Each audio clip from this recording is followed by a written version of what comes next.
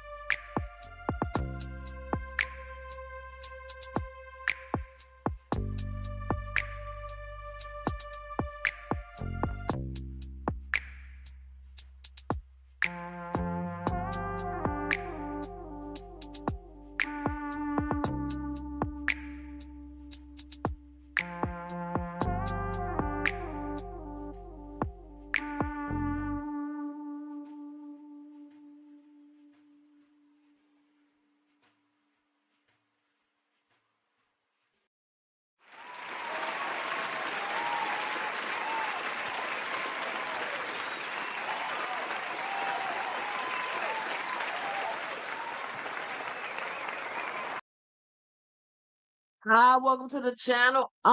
Jay, and this is our 2 cents where we talk everything boxing, and everybody's entitled to their own opinion. In today's live, we will be discussing Shakur and Devin going over to ZUFFA. David Benavidez is a duck now. And Oshaki Foster exposing Shakur Soft Touch Stevenson. But before we do that, make sure you punch that like and subscribe button. Make sure you let me know and drop it below your 2 cents as I go throughout the live. If you're new here, be sure to punch that subscribe button and punch the like button. Be sure to help support the channel by hitting the Cash App at $ 2CentsBoxing. And if you're listening to the replay, hit the heart with the $ below. Just let me know you enjoying the content. And you can always leave a super chat with your 2 cents. And of course, ladies and gentlemen, we are always going for the goal of 20 super chats per show, probably even more than that. Because this show, listen, this is the best show on YouTube. Name one better. Name one better. So the goal is always 22 super chats. The record, however, we just set a new record last week on this show, which was 32 super chats.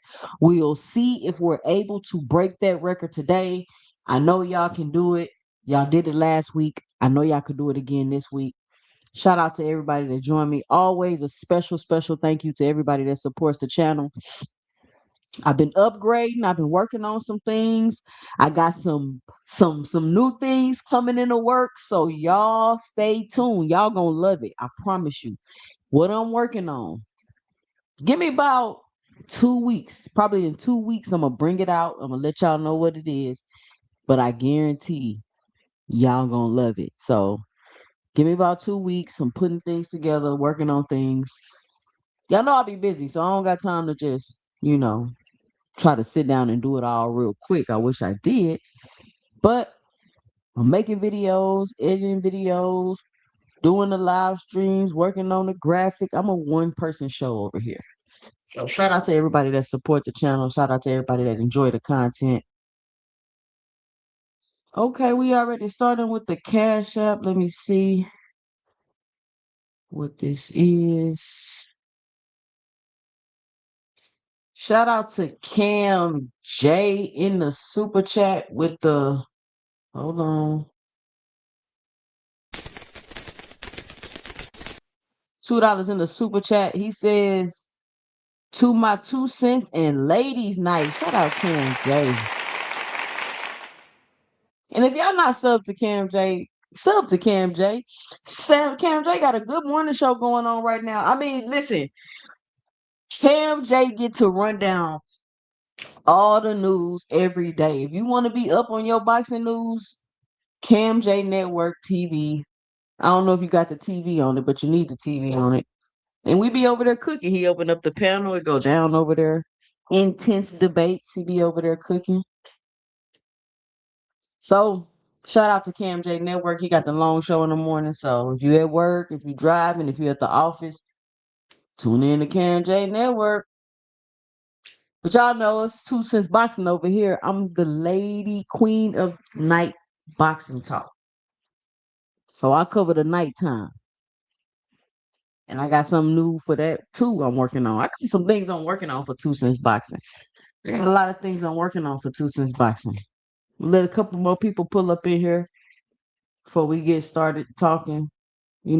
Start off the show with a little small talk. But I don't know about y'all, but I'm gonna say this real quick, and it's probably a conversation for 2 cents after dark. But I'm so tired of P. Diddy. I don't want to know, hear, or see anything else about Sean P. Diddy Puff Daddy Combs. I don't. Like, I am so over celebrities and knowing their business. Like, I'm over it. Like, it was cool when it used to be like a little gossip. You'd be like, oh, okay. But now it's the gossip is too evasive, right? It's too personal. Like, I don't want to know that. It's things you shouldn't know about people. You know what I'm saying? It's like, you shouldn't really be knowing that about that person, Like, it's getting too personal. But I just had to say that because it's like, oh my goodness. But I be trying to. I ain't gonna say it. I'm not gonna say that. I'm gonna say that for 2 cents after dark. Shout out to No More Sleepwalking in the building. Desmond Johnson, Million Films, Micro Drake 26, Dondrick Nim, Kadir 1394, Lee Jackson, All Things. Shout out to y'all joining me in the building. 19 people watching. I should have 19 likes. Let me get a like check, punch the like button. I definitely should have 100 likes by the time I get off this live today. So I'm going to talk a little bit before the ladies get here. Maybe we'll review a couple videos. But I'm hearing Rolly ducking Catterall. I think I heard somebody say that earlier. Anybody got any intel on that story? Somebody said Rolly Romero was ducking Catterall. I'm like, damn. It's a lot of ducking going on these days. It's a lot of ducking. Like, what is going on with the ducking? Why would Rolly duck Catterall? I don't understand. That's a decent fight. And I've never known Rolly to duck nobody, but hey, he's a champion now.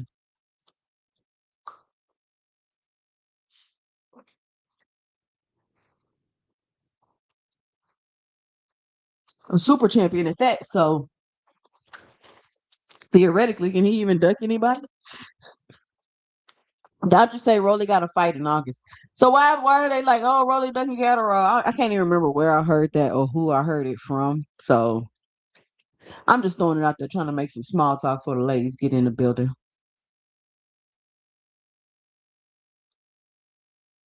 So I'm seeing, shout out to No More Sleepwalking with the $2 in the super chat. He says, keep up the good work. Appreciate you, No More Sleepwalking. Listen, I'm seeing Bill Haney all over YouTube. I even see him pop up over at Johnson Bounce Central. I'm convinced. I know Bill be listening to my channel, y'all. I'm convinced Bill be listening to my channel. If he listening to Johnson Bounce Central, I know he listening to me. I know he listening to my channel. But I know he most likely will never click the link over here. But I don't know why. I'm pretty fair to Bill and Devin. Honestly, I'm fair to all the fighters for real. I'm really fair to all the fighters for real. I mean, people get emotional and mad, but because I speak in facts, I let you know when stuff is my opinion. But it don't be my opinion. They be getting mad about it. Be the facts I be saying that be pissing people off.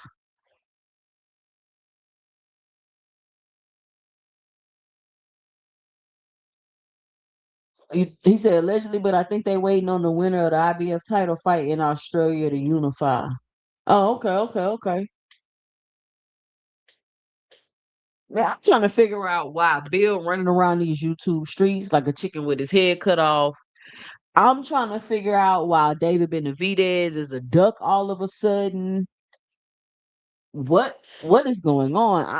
I'm trying to figure out what's going on with Shakur. I I mean, people talking crazy about Oshaki Foster. I don't know what Oshaki did to people. It's a lot going on. It's a lot going on in boxing right now.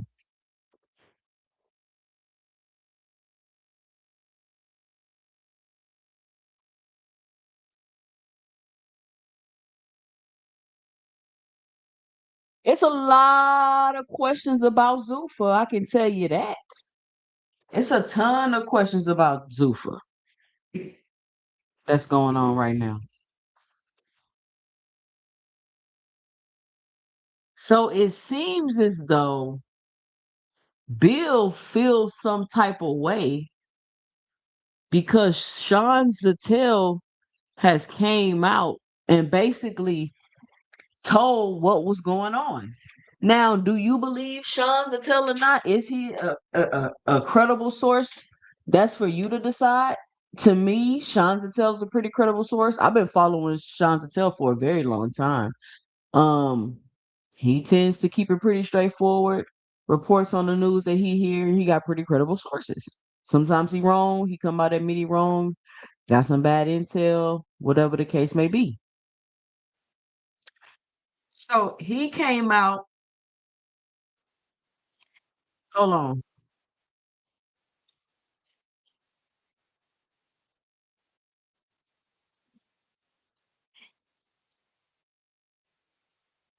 Hold on now.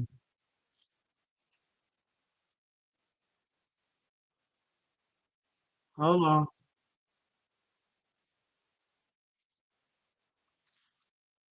All right. Cause I just made a video. I don't know if y'all watched my latest video. If you haven't watched it, check it out. But I'm gonna show y'all a clip of it because I just made a video and I think it's going to point to what's actually happening right now in 4K. So Sean Zattel comes out and he tells the story. I played it on my channel. You can put a one in the chat. I can play it again so y'all can hear what he said. But he basically like, listen, Shakur, Devin signed to ZUFFA. The first fight that they want to make is Shakur and Devin, but Shakur is not trying to sign on the dotted line. You know, he's not trying to fight at 147. Shakur has already gave his terms and conditions about making the fight. Now, the first thing oh, no more sleepwalking. Say he want to hear it. All right, I'm gonna play it. No more sleepwalking. I am working at Critter night. Oh no. Y'all heard the new Drake albums? Or y'all not Drake fans no more neither? Everybody not Drake fans all of a sudden. All right, I'm just gonna play a little clip of what Sean Zattel said. And ever since Sean Zattel has said this, Bill Haney has been on damn near every single YouTube channel that we be on damn near.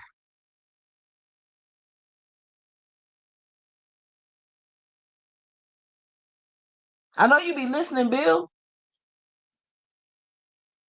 That's crazy. If you over at Johnson About Central, I know you be listening. All right. So this is let's recap on what I believe have Bill Haney running around YouTube like a chicken with A his lot of head things cut off. taking up the headlines. Keyshawn Davis, Devin Haney, Shakur Stevenson, that trifecta of fighters has been taking up a lot of the headlines this week and for several weeks, with both Devin Haney and Shakur Stevenson being linked to ZUFFA. So I'll share some intel I got yesterday coming out of Raiders OTAs. I'm covering Raiders OTAs. They had their final day of media availability for OTAs, and something comes across my way. I get on the phone and I get some intel and info from pretty reliable sources. But again, I wanted to get more intel from all around the way, but I'll get to that in a minute. So what was told to me is that Devin Haney and Shakur Stevenson have ironclad signed with ZUFFA. That announcement is imminent, could be as early as next week. This is what I was told. And I was also told that ZUFFA, the fight they want upon signing both of them, is them fighting each other. And I believe Mike Coppinger reported as much about a month ago. Well, the same was told to me yesterday. And what else I was told was the Haneys want the fight, ZUFFA wants to fight. The holdup is Shakur Stevenson. And so then what happened a couple days ago was Keyshawn Davis became the mandatory for Devin Haney's welterweight WBO title. Now, it was told to me that this was brought about by James Prince. Top Rank has always had a good relationship with the WBO, as people know. And he put Keyshawn in. He petitioned to the WBO to get Keyshawn put as Devin Haney's mandatory as a way to throw off this Shakur Stevenson fight. And the fight that the Haneys want first and foremost is Shakur Stevenson. But they're apparently still willing to, quote, whoop Keyshawn Davis's ass. But we also saw yesterday on Gillian Wallow, Bill Haney and Keyshawn Davis had a FaceTime. Right, so that's the short of it, right? So ever since he came out, well, not ever since, but Bill came out with the Gillian Wallow talking to Keyshawn Davis about the package deal. Everybody was like, "What? What are you talking about?" So Bill caused all that confusion. Sean Zattel came out with this video, and then here go Bill on the YouTube boxing podcast tour, right? And so the first thing I thought though, when I heard that, I was like, damn, they're gonna get signed two Black American fighters quote unquote stars. And the first thing they're going to do is make them fight each other and cancel each other out. So both of y'all signed the ZUFFA, and the first thing they're gonna do is make y'all fight each other. Wouldn't you want to take that time to use those fighters and continue to build them up as stars instead of just grabbing them and making them fight each other? But okay. So I'm like, okay, cool. Now it's just a lot of craziness going on because it's like you would think, okay, y'all both want to sign a ZUFFA, y'all both want to could fight each other. What's the problem? Hold on.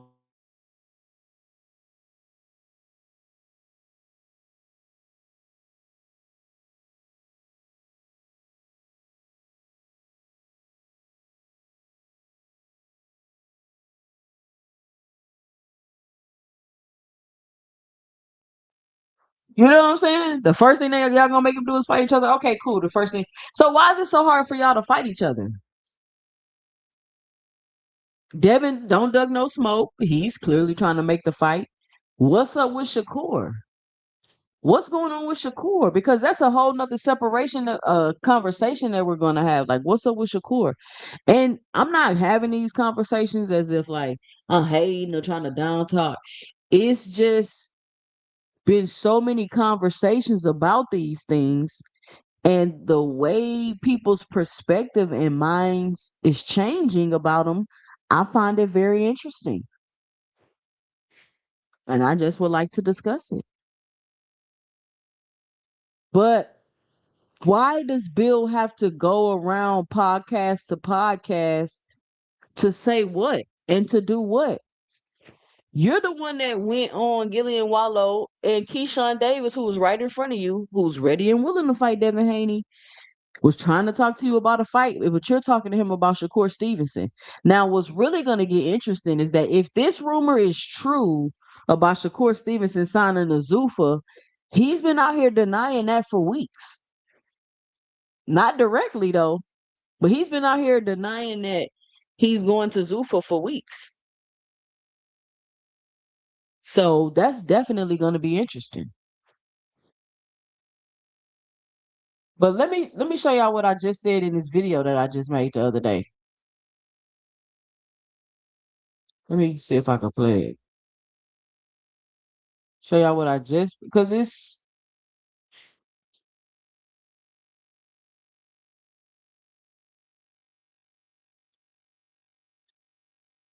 crazy. I just said this in this video I made the other day.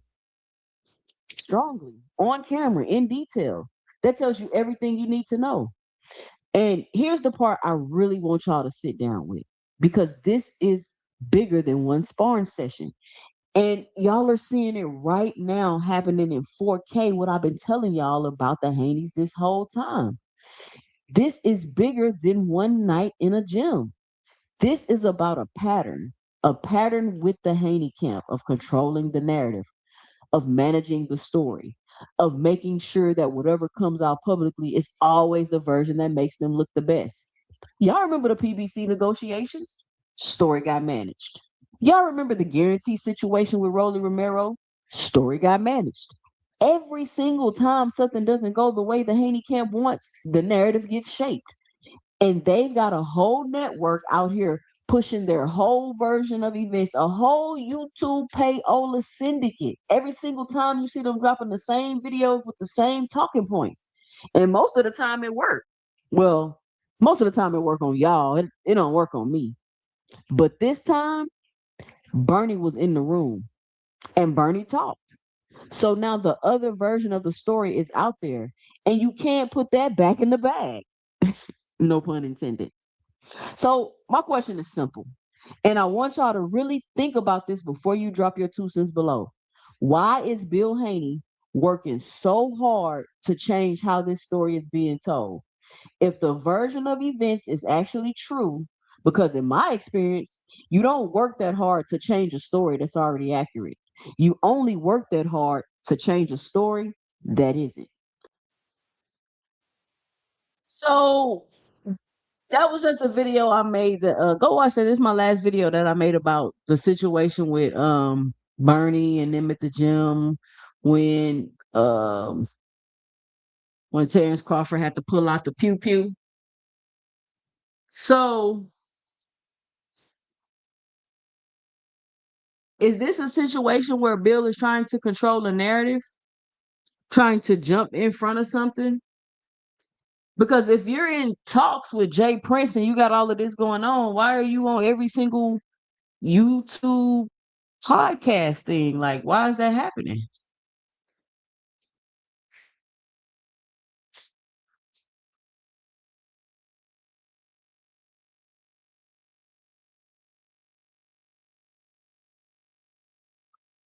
So that leads me to my first topic tonight, which is Devin the Dream turns into a nightmare. Haney and Shakur soft touch Stevenson. Are these the first dominoes to fall as far as Zuffa goes? Because I'm looking around and I'm like, damn, this ain't starting off too good. Or am I tripping? Because it seemed like y'all already having trouble making the first fight that you want to put together. And we've been wondering why Shakur has been such a little guy. I'm truly a 135 pounder. We wondering why he been saying that. I'm really a 135 pounder. Like Shakur, okay, cool. Like okay, cool. You the one that want to go up to 140 pounds to fight Tio. Nobody was really asking you for that. And then you're the one that said you would go up to 147 pounds to fight Conor Ben. Nobody was really asking you for that. Now people are saying go down to 135 and fight Oshaki, but you want to fight at 140. And now people are saying go up to 147 because you said you would fight at 147 and go fight Devin. But you like, I'm really a 35 pounder, but I'm champion at 140, but I don't want to fight at 140, but I don't want to fight Oshaki at 35, and I don't want to fight Devin at 47, and I don't really want to fight in 147.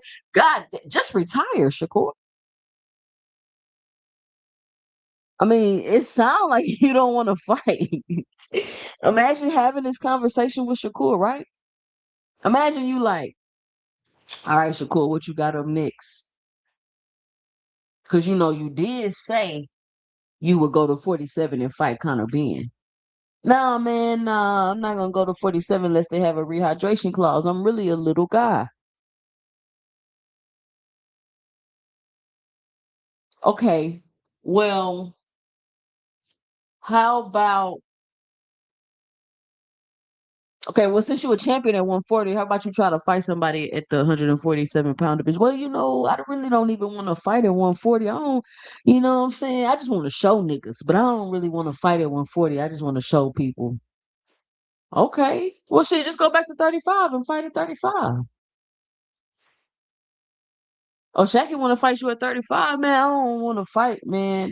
You have to fight me at 40. But I thought you just said you didn't want to fight at 40. Yeah, but I want to show niggas. You want to show a 35 pounder at 40? You want to show a 30 pounder at 40? Like Shakur, you just man, it sounds like you need to take a break. You need to take a nap or something.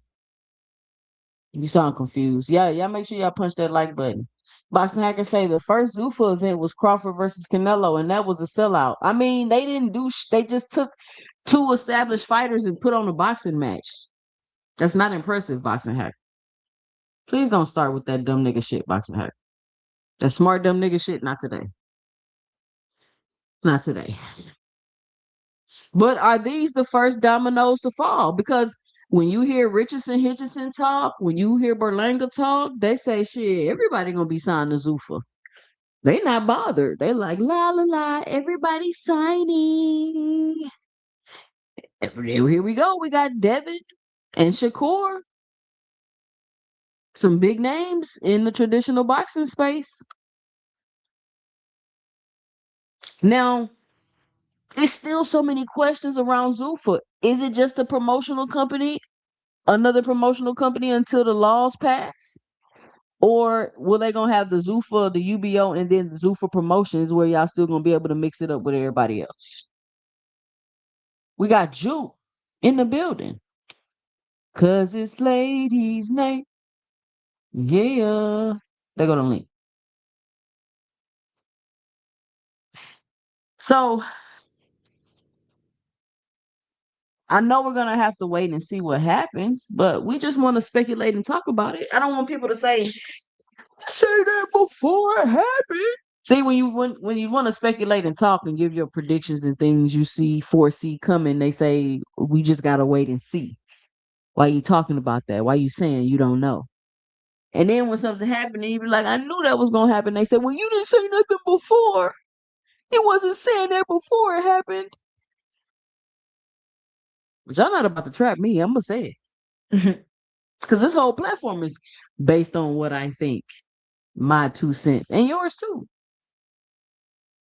It's based on what y'all think too. Shout out to aircraft carrier, the Cardenas, Ramon Seafood, Texas DT20 in the building. What's up, y'all? V pushing for more. Ace fan, boxing hacker. Who is this? Elia Israel. I think that's everybody. I gotta make sure I speak to everybody that be coming in the chat. I gotta make sure I be reading the chat more. I just be up here talking.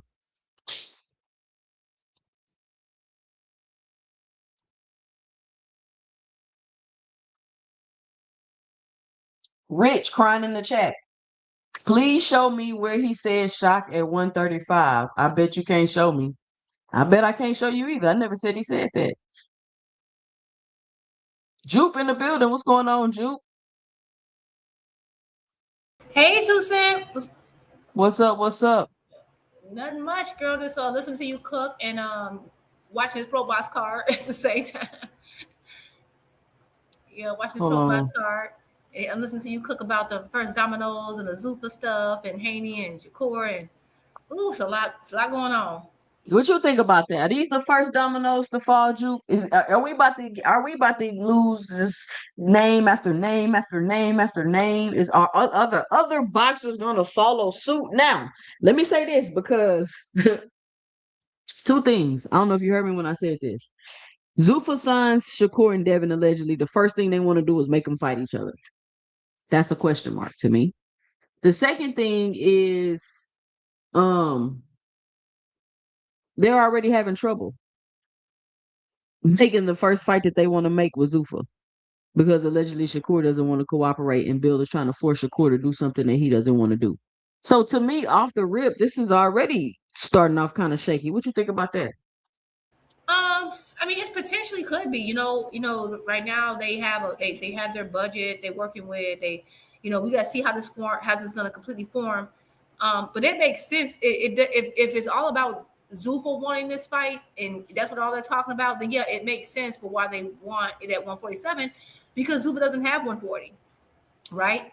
Or and so they're gonna have to. So that's gonna be the problem. Anytime they're getting anybody in those tweener weights, you're gonna have to force them up or down. You're gonna have to make a decision.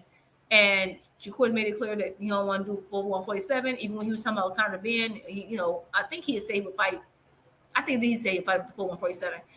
But yeah, I mean it's gonna be an issue because of that. So and I have a problem with that the weight class thing. That's the least of my worries with ZUFFA. But I can understand that, but I just think it's weird to I think right now what it seems like to me, they're looking for two established names to give the ZUFFA title weight and some form of legitimacy. And so they need that, right? And so because you just get one and he just fights some random guys y'all got over there, it's like, okay, you get a name, but so I see that, but the problem is that which is the same thing here, it's not doing anything different.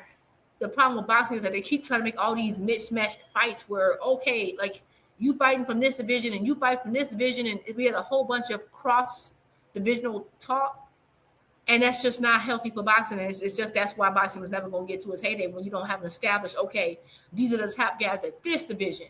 Because if everyone's flipping and flopping and moving back and forth and weight all the time, I mean, you can always debate what they would have won if this, and you see what I'm saying? That's a problem. You can have a lot of that. So let's say Shakur agrees to go to 147. Shakur loses. Shakur just said I'm a real 135 pounder. It looks crazy, right? Because you're trying to it's like, and these fights aren't organic. Like I always, I'm sorry, the Devin and Shakur fight, I just not that interested in it right now. I want to see Devin fight other welters. I want Shakur.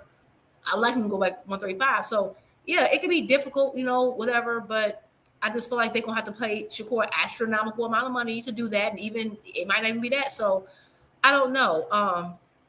But we'll see. I just feel like I think in the meantime of keep creating all this drama online, and that explains why we start getting all these tea leaves about, oh, this fight is being. It makes sense that it's Zuffa now and it's Turkey because, of course, they own a lot of the media. But I feel like they probably could also do well to actually promote the fights they got already. Because I feel like they don't really promote them. Like I don't even know when their fights are. They don't promote them. So.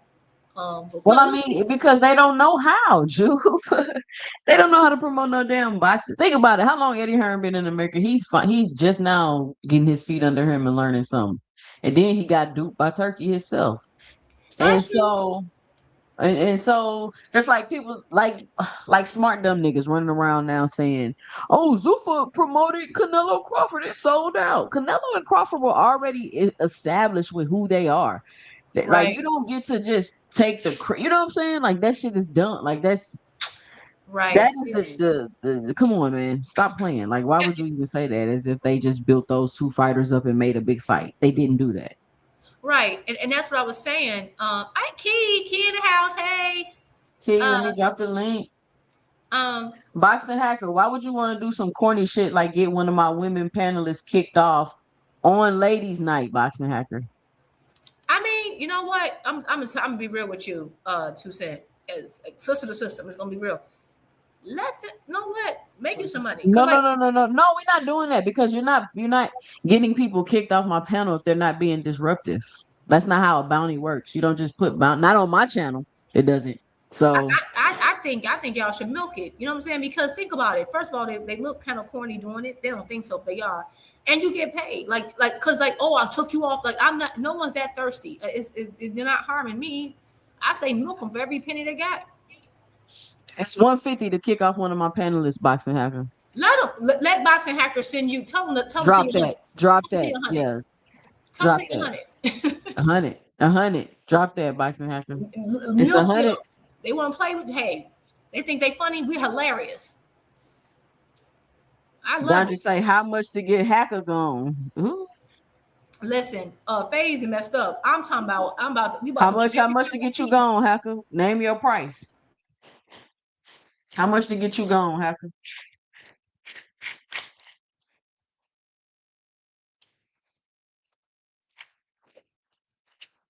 Anyway, we're not doing that stupid shit. Okay, I feel you. Hey, Key. Hey, y'all. Hey, what's up, Key? I don't know if you just came in, but we are talking about Devin, the Dream Person to a Nightmare Haney, and Shakur Soft Touch Stevenson. Are these the first dominoes to fall? You ain't right. Are these the first dominoes to fall? And are the other boxers gonna start taking suit? And you know what? I'm noticing though, y'all. This is the managers with this Zuffa stuff. I feel like the managers are deeply involved in this. And I understand it's the manager's job to get the fighters the most money. Cool. Shout out to the managers. Because I'm hearing Shakur might be getting 15, 20 million a fight. Who said that? Who said that? Man, listen, I'm being on these panels and people say they know people. Listen, I don't know how true it is. It's all, this is all rumors that we're speaking of right now. But I'm hearing as of now, I heard Berlanga getting 5 mil a fight. 5 to 8 mil a fight. You said who's getting that? Berlanga. Okay. All right. So wait a minute. It's true then. He is they are going over to Zuffa because Shakur made it seem like I haven't said anything, so I don't know what's going on type of, you know what I'm saying? Mm-hmm. So that's, I guess, that has been finalized. That has been You're finalized. confirming it's been finalized? Well, I mean I would have to come up with that conclusion because even I don't know if you guys saw the interview on Najee Talk, I mean Cigar Talk with Najee. Shout out to him. He was talking to Bill Haney, and Bill made the comment like he doesn't want to step on any toes to make any announcements. So he's not gonna speak on it. And that pretty much gave me confirmation right there, y'all. Like it's not I mean, it's not hard to tell like where these boys are going. I just but I think it's a not to cut you off 2 cents, but I think it's a double deal, right? I don't if think it's they're a gonna double be deal, I don't think they're gonna be on Zuffa per se. I think they're gonna be on I think it's ring still they're cards. still yeah, I think they're still gonna be on ring cards. Yeah, I I don't think think so it too. yeah, I don't think that is because if you look at the stadiums or excuse me, the gymnasiums that Zuffa is fighting in, we could say, I mean, of course I can critique Devin and Shakur all day long, but they do have a nice little they got a following. You feel me? Depending on especially where they will place it. So I don't think Zuffa and then with the names that they're trying to get and the amount of people that will come out to see those fights, what they're trying to set up with Keyshawn and Shakur, Devin, and all of that. Um, I think I think Turkey and them the ring card, the Riyadh season cards will be able to handle them, not Zuffa. I can't see Zuffa doing a big show like that, a big showcasing like that. I don't think Just and that's what and independently. that's but that's what leads the questions, right? Because once the laws pass, Zuffa is then going to be a promotional company within quote unquote traditional boxing, and there's going to be their UBO.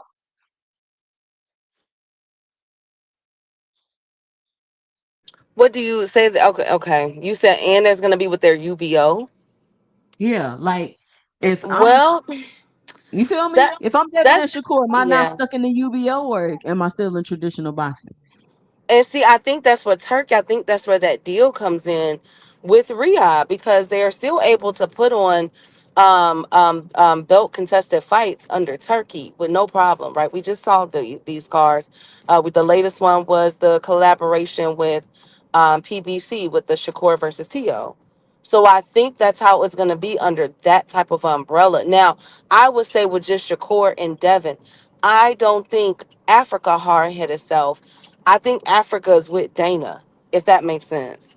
I don't think Africa is with So that Turkey deal. Africa's with Zuffa. He gonna be fighting in COVID Stadium. Damn it. Yes. He's so we get on my nerves. So Whew, is get on my Berlanga gonna be nerves. fighting in COVID Stadium too? I would assume so, yeah, because I mean they really don't have a you feel me? Like it was hard for Eddie to really put Africa out there like that. Then it doesn't help that he done ducked 3 damn fights. Ooh, he be pissing me off. Anyways, but that's what it's looking like to me with this environment that they're pretty much setting up now. I don't agree with it. If I'm Shakur and them, if I'm Devin, man, I just I don't understand it. You know what I'm saying? I really don't, but it's not for me to understand. I guess it's for them. You know, as their fans are saying, they getting bags, they getting this, they getting that. And I understand that. Um, but both of them have been on undercards though.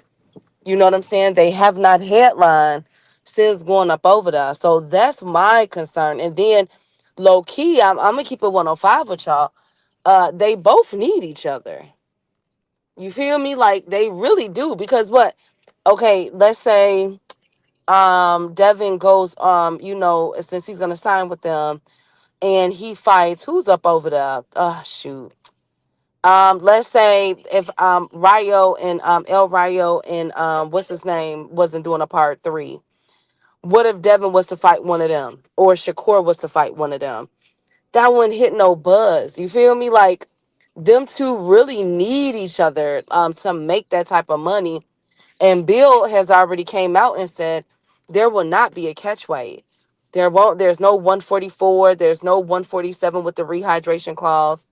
There's none of that. You know what I'm saying? So I don't know No, how they're even gonna make but that's my this fight question, even Ken. happen. You why would you? That's what I'm saying. Why would you base so much money, your contract? Why would you base all of that off of something that somebody else has to be willing to do and they don't want to do it? You get it doesn't make any sense to me. But the Like, thing is, I think it's stunting. I think Devin is pulling the okey doke, sis. I promise you. I think because they hold on, let me get this everybody. super chat. Go ahead, Shout out Queen. to Lee Jackson with the $5 in the super chat. He says, and after all that Diddy bopping, but I really want to show niggas, it's really time for Shakur fans to realize Shakur not that dude and don't want smoke. Shout out to Lee J.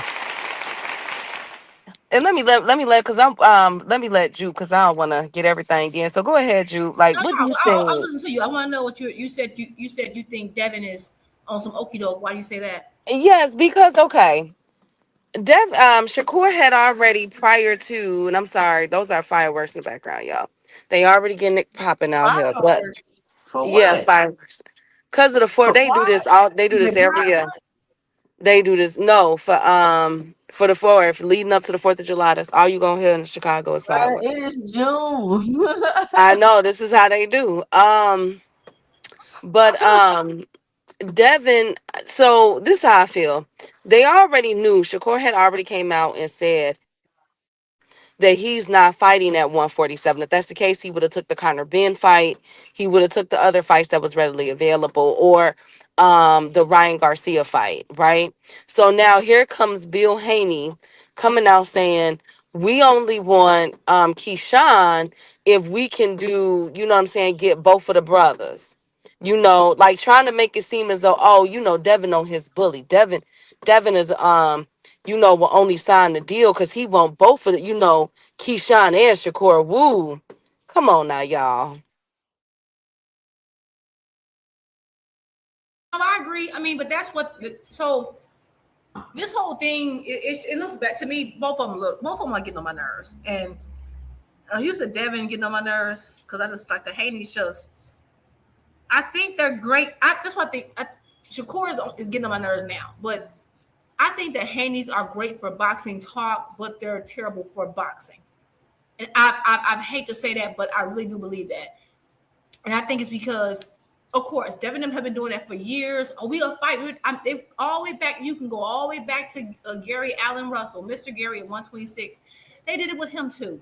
He was beefing with Terrence Crawford. What they do? They wanted to get some of that buzz, and because that was the hottest thing in boxing, he tagged himself to it, leashed himself to it, and oh yeah, we'll fight Gary. And it was crazy because he was calling out somebody two divisions below him. And I'll talk all this mess whole time he was already signed to fight Gamboa. He did it with Tank. He did. Oh, I'm sorry, that's real. We can go back. We can dig in the crates. He did. Same thing he did. Oh, I want to fight Tank, but when they were both on Showtime, he never called out Tank. The second he left, then he did. Then this has been such a long pattern, and that's why like his fan base, he has to have one of the most obtuse fan bases in all of boxing because there's no way the man been running the same play for years, and this is the same play, Juke. It is. same thing over and over. And Shakur, he didn't start off that way, but he's starting to give me the ick a little bit. Like my thing is just fight. I don't want to hear all this back and forth and talk. You see, Shakur saying I want to do 147. And I don't. What's the point of moving to 147 if everybody want to fight is below 147? And then your fans are mad when somebody else brings folks up, but they rooting for it with you. The fight for you is Ryan. He right there. I don't get it, and I just think that this is some BS. I think that Zuffa does need them right now, and I can't call Shakur a duck for not want to fight Devin at 147. But I will say Shakur should have shut up and should have stayed his butt at 135. He created a lot of this drama. It wasn't fans begging for him to go up. He did this to himself. So of course it's a mess. And the Haney's do that, and that's why they annoying. They just because they don't do nothing unless they have the physical advantage every time. And Shakur's trying to play the same play. my thing is fight to real size, and that's why I could never get. Even though I like Devin as a fighter, the reason I never can get 100% on board with them is because I needed to see if his when I see him in the ring, if it's because he's really that good or because he's always at an advantage, and he hasn't proven me wrong yet. Like somebody who did, Benavidez. I used to say, "Oh, Benavidez always bigger." He proved me wrong. Okay, I'm on board, Benavidez. Devin been doing this for so long. It's like it's annoying. It's at the point where I almost kind of hope he does go to ZUFFA so I can ignore him. We ain't got to talk about him no more. That's how sick of him I am. Damn. Look, I wanted to play this video I made real quick about Shakur Stevenson and this 147 thing. Just real quick, I'm just gonna play like a couple of minutes of it. If you haven't seen it, you can watch all of it. If you've seen it, great. But I want to cover this 147 thing because I hear what everybody's saying, but I just want to let it be known he's the one that put that 147 stuff out there. Hold on. Let me make sure y'all are seeing what I'm seeing right now, because we got a man, a professional boxer, who sat down on camera, looked another fighter dead in the face and said, make the fight at 147. And I'm going to box your head off. Do your best. 147. Let's make the fight. Listen, not even joking. No catch weight mentioned, no rehydration clause mentioned, no conditions, just not you with the bullet points. And now this same man is on interview. If you can make 147, make 147. You can make 147 against Conor. That means you can make the weight. So if you can make the weight, then why not fight, take their belts, fight Ryan, and fight Devin at their weight? Because once again, I'm not a 147 pounder.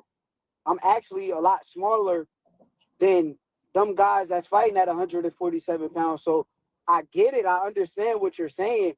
But what I'm trying to understand is, and I answered your question, answer mine. Why am I the only fighter that y'all want to fight at 135, 140, and 147? Why do I got to fight 3 different weight classes for everybody else satisfaction?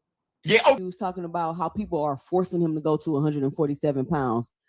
Talking about why. But he just said that he was going to do it. He had to be the one to fight in 3 different weight classes when nobody asked anybody else to do it. Bro, we had the receipts. We have you on camera in 4K saying it yourself. So today we're going to sit down, go through the clips, break down exactly how Shakur soft-touched Stevenson, went from calling out Conor Benn at 147 pounds to playing the victim like he never said it. Let's get into it. What's good, everybody? Welcome back to the channel. I'm Jay, and this is our 2 cents, where we talk everything boxing, and everybody's entitled to their own opinion. If this is your first time here, make sure you punch that like and subscribe button so you don't miss a video, and make sure you let me know and drop it below your 2 cents as I go throughout the video. Be sure to punch the like and subscribe button. Also, if you want to support the channel, you can hit the Cash App at $2CentsBoxing, or you can hit the heart with the $sign below and leave a special thanks. Let me know you enjoying the content. Now, let's get into the topic. So, recently, Shakur Stevenson sat down for an interview with Showbiz the Adult. And in this interview, Shakur is basically saying that people are trying to force him up to 147 pound division. He's talking about how he's a little guy. He's saying it's business at the end of the day. And he's asking, why does he have to be the one? Now, I'm going to ask y'all a question now that I'm rewatching this video I made and I'm seeing what's happening right now. Does it seem like he put that 147 out there and then he snatched it back? Yes. And that's why I said he needs to shut up. He did it to himself. I think he did it on purpose, though.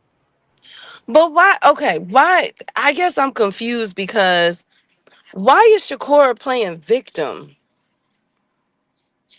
That's what I'm trying to Am I tripping? No, you're not tripping. They both play. It's Shakur's time to play.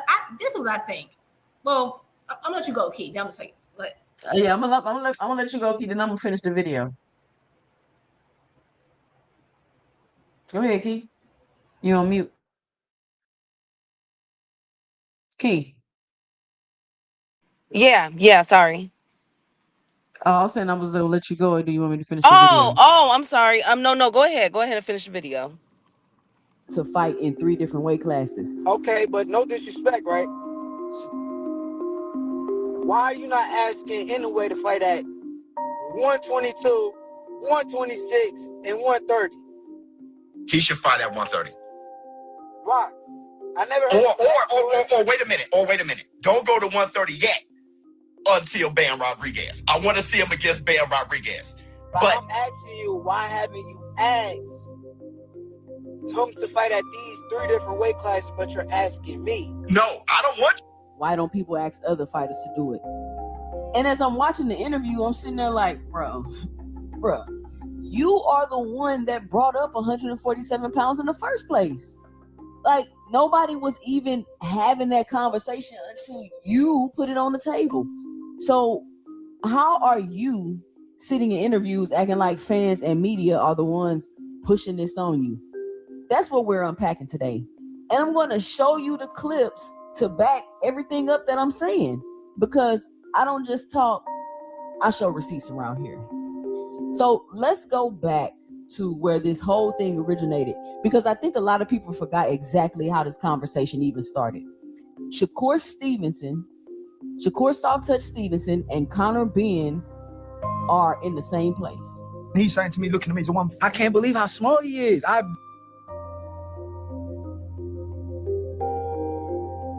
This is like, it's a shock to me. That's fine. But I think up to 160. And SHAKUR is sitting right next to this man, sizing him up. And you can see it on his face. He's shocked. He literally says out loud, I can't believe how small you are. He's looking at Ryan Garcia too. I can't believe how small he is. Like, in his head, because these guys are fighting at higher weight classes, he thought they were going to be physically bigger than him. And when he gets next to them, he's like, oh, you're not even that big. Now, this is important, because this is the moment where SHAKUR, not the fans, not the media, not Conor Ben's team, SHAKUR Soft Touch Stevenson is the one who plants the seed. He looks at Conor Ben, sizes him up, decides he's not that big, and says, make the fight at 147. Check it out. We're boxers. Fighters, yeah. Let's keep it boxing. You're a boxer, I'm a fighter. Come in and fight me, and I'm going to box your head off. You do that, and I'll come there and take your head off. And I'm going to box your head off. Do your best. 147, let's make the fight happen. Right there. That's it. That's the moment. No conditions attached. No asterisk. No, oh, but I need a rehydration clause. Just make the fight at 147. And he said it with confidence, like he meant it. So when he's on Showbiz The Adult talking about why is everyone pressuring him to go to 147, I need him to go back, watch this clip, because nobody put that in his head. He said it himself. Now, here's where it starts to get complicated. And honestly, this is where I think people really started calling SHAKUR hypocrite. Because now, after saying, make the fight at 147, SHAKUR is talking about how if he goes up to 147, he's going to want a rehydration clause. He's saying it's business. He's saying he's a little guy and he needs protection at the weight class. And listen, I've given y'all my thoughts on rehydration clauses before. That's why, that's a whole separate conversation. That's another video. But the reason I'm pressing SHAKUR specifically on this is because what he said about the rehydration clauses before any of this came up. Check it out. If you go watch when Ryan fought Tank, and you watch when Devin fought Tank, and you see like the size, the how good he's feeling. Like, you could tell he's feeling good on that night. Like the weight and everything. Like, I think that nah, that's some bullshit. That's some like, I need an advantage. And with the advantage, I mean, I'm gonna do what I gotta do and it's gonna be easy to knock out a nigga that's weak. He ain't get to rehydrate properly, and he weak as hell. So you hear that? That's Shakur. And I don't know why he did this interview with that hood on, all scrunched up on his head like that, but I digress. That's Shakur expressing how he feels about rehydration clauses, and it wasn't exactly a glowing endorsement. So now we've got a situation where the man goes from thinking rehydration clauses are weak to asking for one the moment it benefits him. And that's where people started calling him out. That's where the hypocrite label started sticking, because he already had the hypocrite label. At least the people with common sense that were honest started pointing out the fact that he was a hypocrite. But this situation right here, this is where the hypocrite label started sticking. But here's the part I really want you to pay attention to, because Shakur actually gives an explanation of why he wants the rehydration clause now. And when I heard it, I had to rewind it a couple of times to make sure I was understanding him correctly. So, remember Conor Ben for Chris Eubank, his last outing, right? Or before his last outing, it was with a rehydration clause, right? Yeah, both of them were. So that's where I'm like, okay, Conor Ben, since you put a rehydration clause on Eubank, because after the fight, y'all was like, oh, Conor Ben was amazing. He looked so good. Oh, he was. Man, nobody could beat Conor Ben. After that fight, that's what y'all was saying. I was one of them, yeah. But then he fought with the rehydration clause, so like y'all don't even remember that. Y'all didn't take notes of it. So I'm like, okay, since he did it to Eubank, I'm like, shit, come on. I'm a smaller guy. I'm smaller for the weight class. Fuck it, let's go to 147 and fight Eubank. But now I just see the video that you posted. You say, oh, well, you said this, but you ain't say Devin. And because what I got out of his explanation, and y'all let me know and drop it below in the comments if I'm reading this wrong, is that he's basically saying Conor Ben fought Chris Eubank Jr. with the rehydration clause. Eubank was drained. He was at a serious disadvantage. And even though all of that was true, even though Chris Eubank was literally half dead going into the fight, people still gave Conor Ben credit and a lot of praise and attention for his performance. Nobody really held the rehydration clause against Ben. Nobody made it a big thing. So Shakur's logic seems to be, if nobody cared that Eubank had a rehydration clause and was compromised going in, why can't I get one too? He did it. Why can't I do it? Now, is that a good reason to want a rehydration clause? Is that the reason you'd expect a fighter to give for why they want one? Because the reason I'd expect is I'm a smaller guy stepping up in weight, and I need to protect myself from a massive rehydration from a naturally bigger fighter. That's the argument. That's the one that makes sense. But that's not what he said. What he said was essentially, Ben got away with it against Eubank and still got praise. So why can't I get the same advantage? That's not about protection. That's about wanting your opponent half dead in the ring so you can get the credit you feel you deserve after the performance. That's looking for an advantage. And the fact that he wrapped it up in business talk doesn't change what he actually said. And this is where it really doesn't add up for me. Because on one hand, Shakur is saying he's a little guy. He's small. He needs the rehydration clause because he's stepping up in weight and he's naturally smaller. But on the other hand, this same person posted a gym picture where he's 170 pounds and written on the top like he was walking, like that was his walk around weight. I'm going to try and find that picture and put it in the video, but I believe it said he was somewhere between 170 and 175 pounds, something like that. It was a significant number. So which is it? Because you're physically showing us your weight in 4K. You're not walking around at 130 pounds. You're not a tiny man who's going to be physically overwhelmed at 147. If anything, you're probably closer to 147 naturally than you want to admit. And remember, when you got next to Conor Ben, you were shocked at how small he was. He's saying to me, looking at me, he's a one. I can't believe how small he is. It's a shock to me. That's fine. Bro. That's fine. But I up to 160. Your words. You couldn't believe it. So if he's small to you and you're walking around at 160 pounds, why exactly do you need a rehydration clause again? So let's put this all together, because this is the part that really gets me. Shakur introduced the idea of fighting at 147 pounds himself. We're boxers. So let's keep it boxing. You're a boxer. I'm a fighter. Come in and fight me, and I'm going to box your head off. You do that, and I'll come there and take your head off. And I'm going to box your head off. You do your best. 147. Let's make the fight happen. Not even joking. He said on camera, he called out Conor Benn. He was the one who put the thought in everyone's head. Then when fans and media run with it, because of course they do, he brought it up. Suddenly he's the victim. Suddenly people are forcing him. Suddenly he's asking why he has to be the one to go up and wait when nobody asks other fighters to do it. Shakur, nobody was asking you to do anything until you said, make the fight at 147. You created this conversation. You can't invite everyone to a party and then complain that people showed up. And then on top of that, he originally said he'd go to 154 to fight Conor Benn. 154, which nobody even brought that at all, not for a second. And he ended up walking that back too, said his team, and I say that with air quotes, talked him down.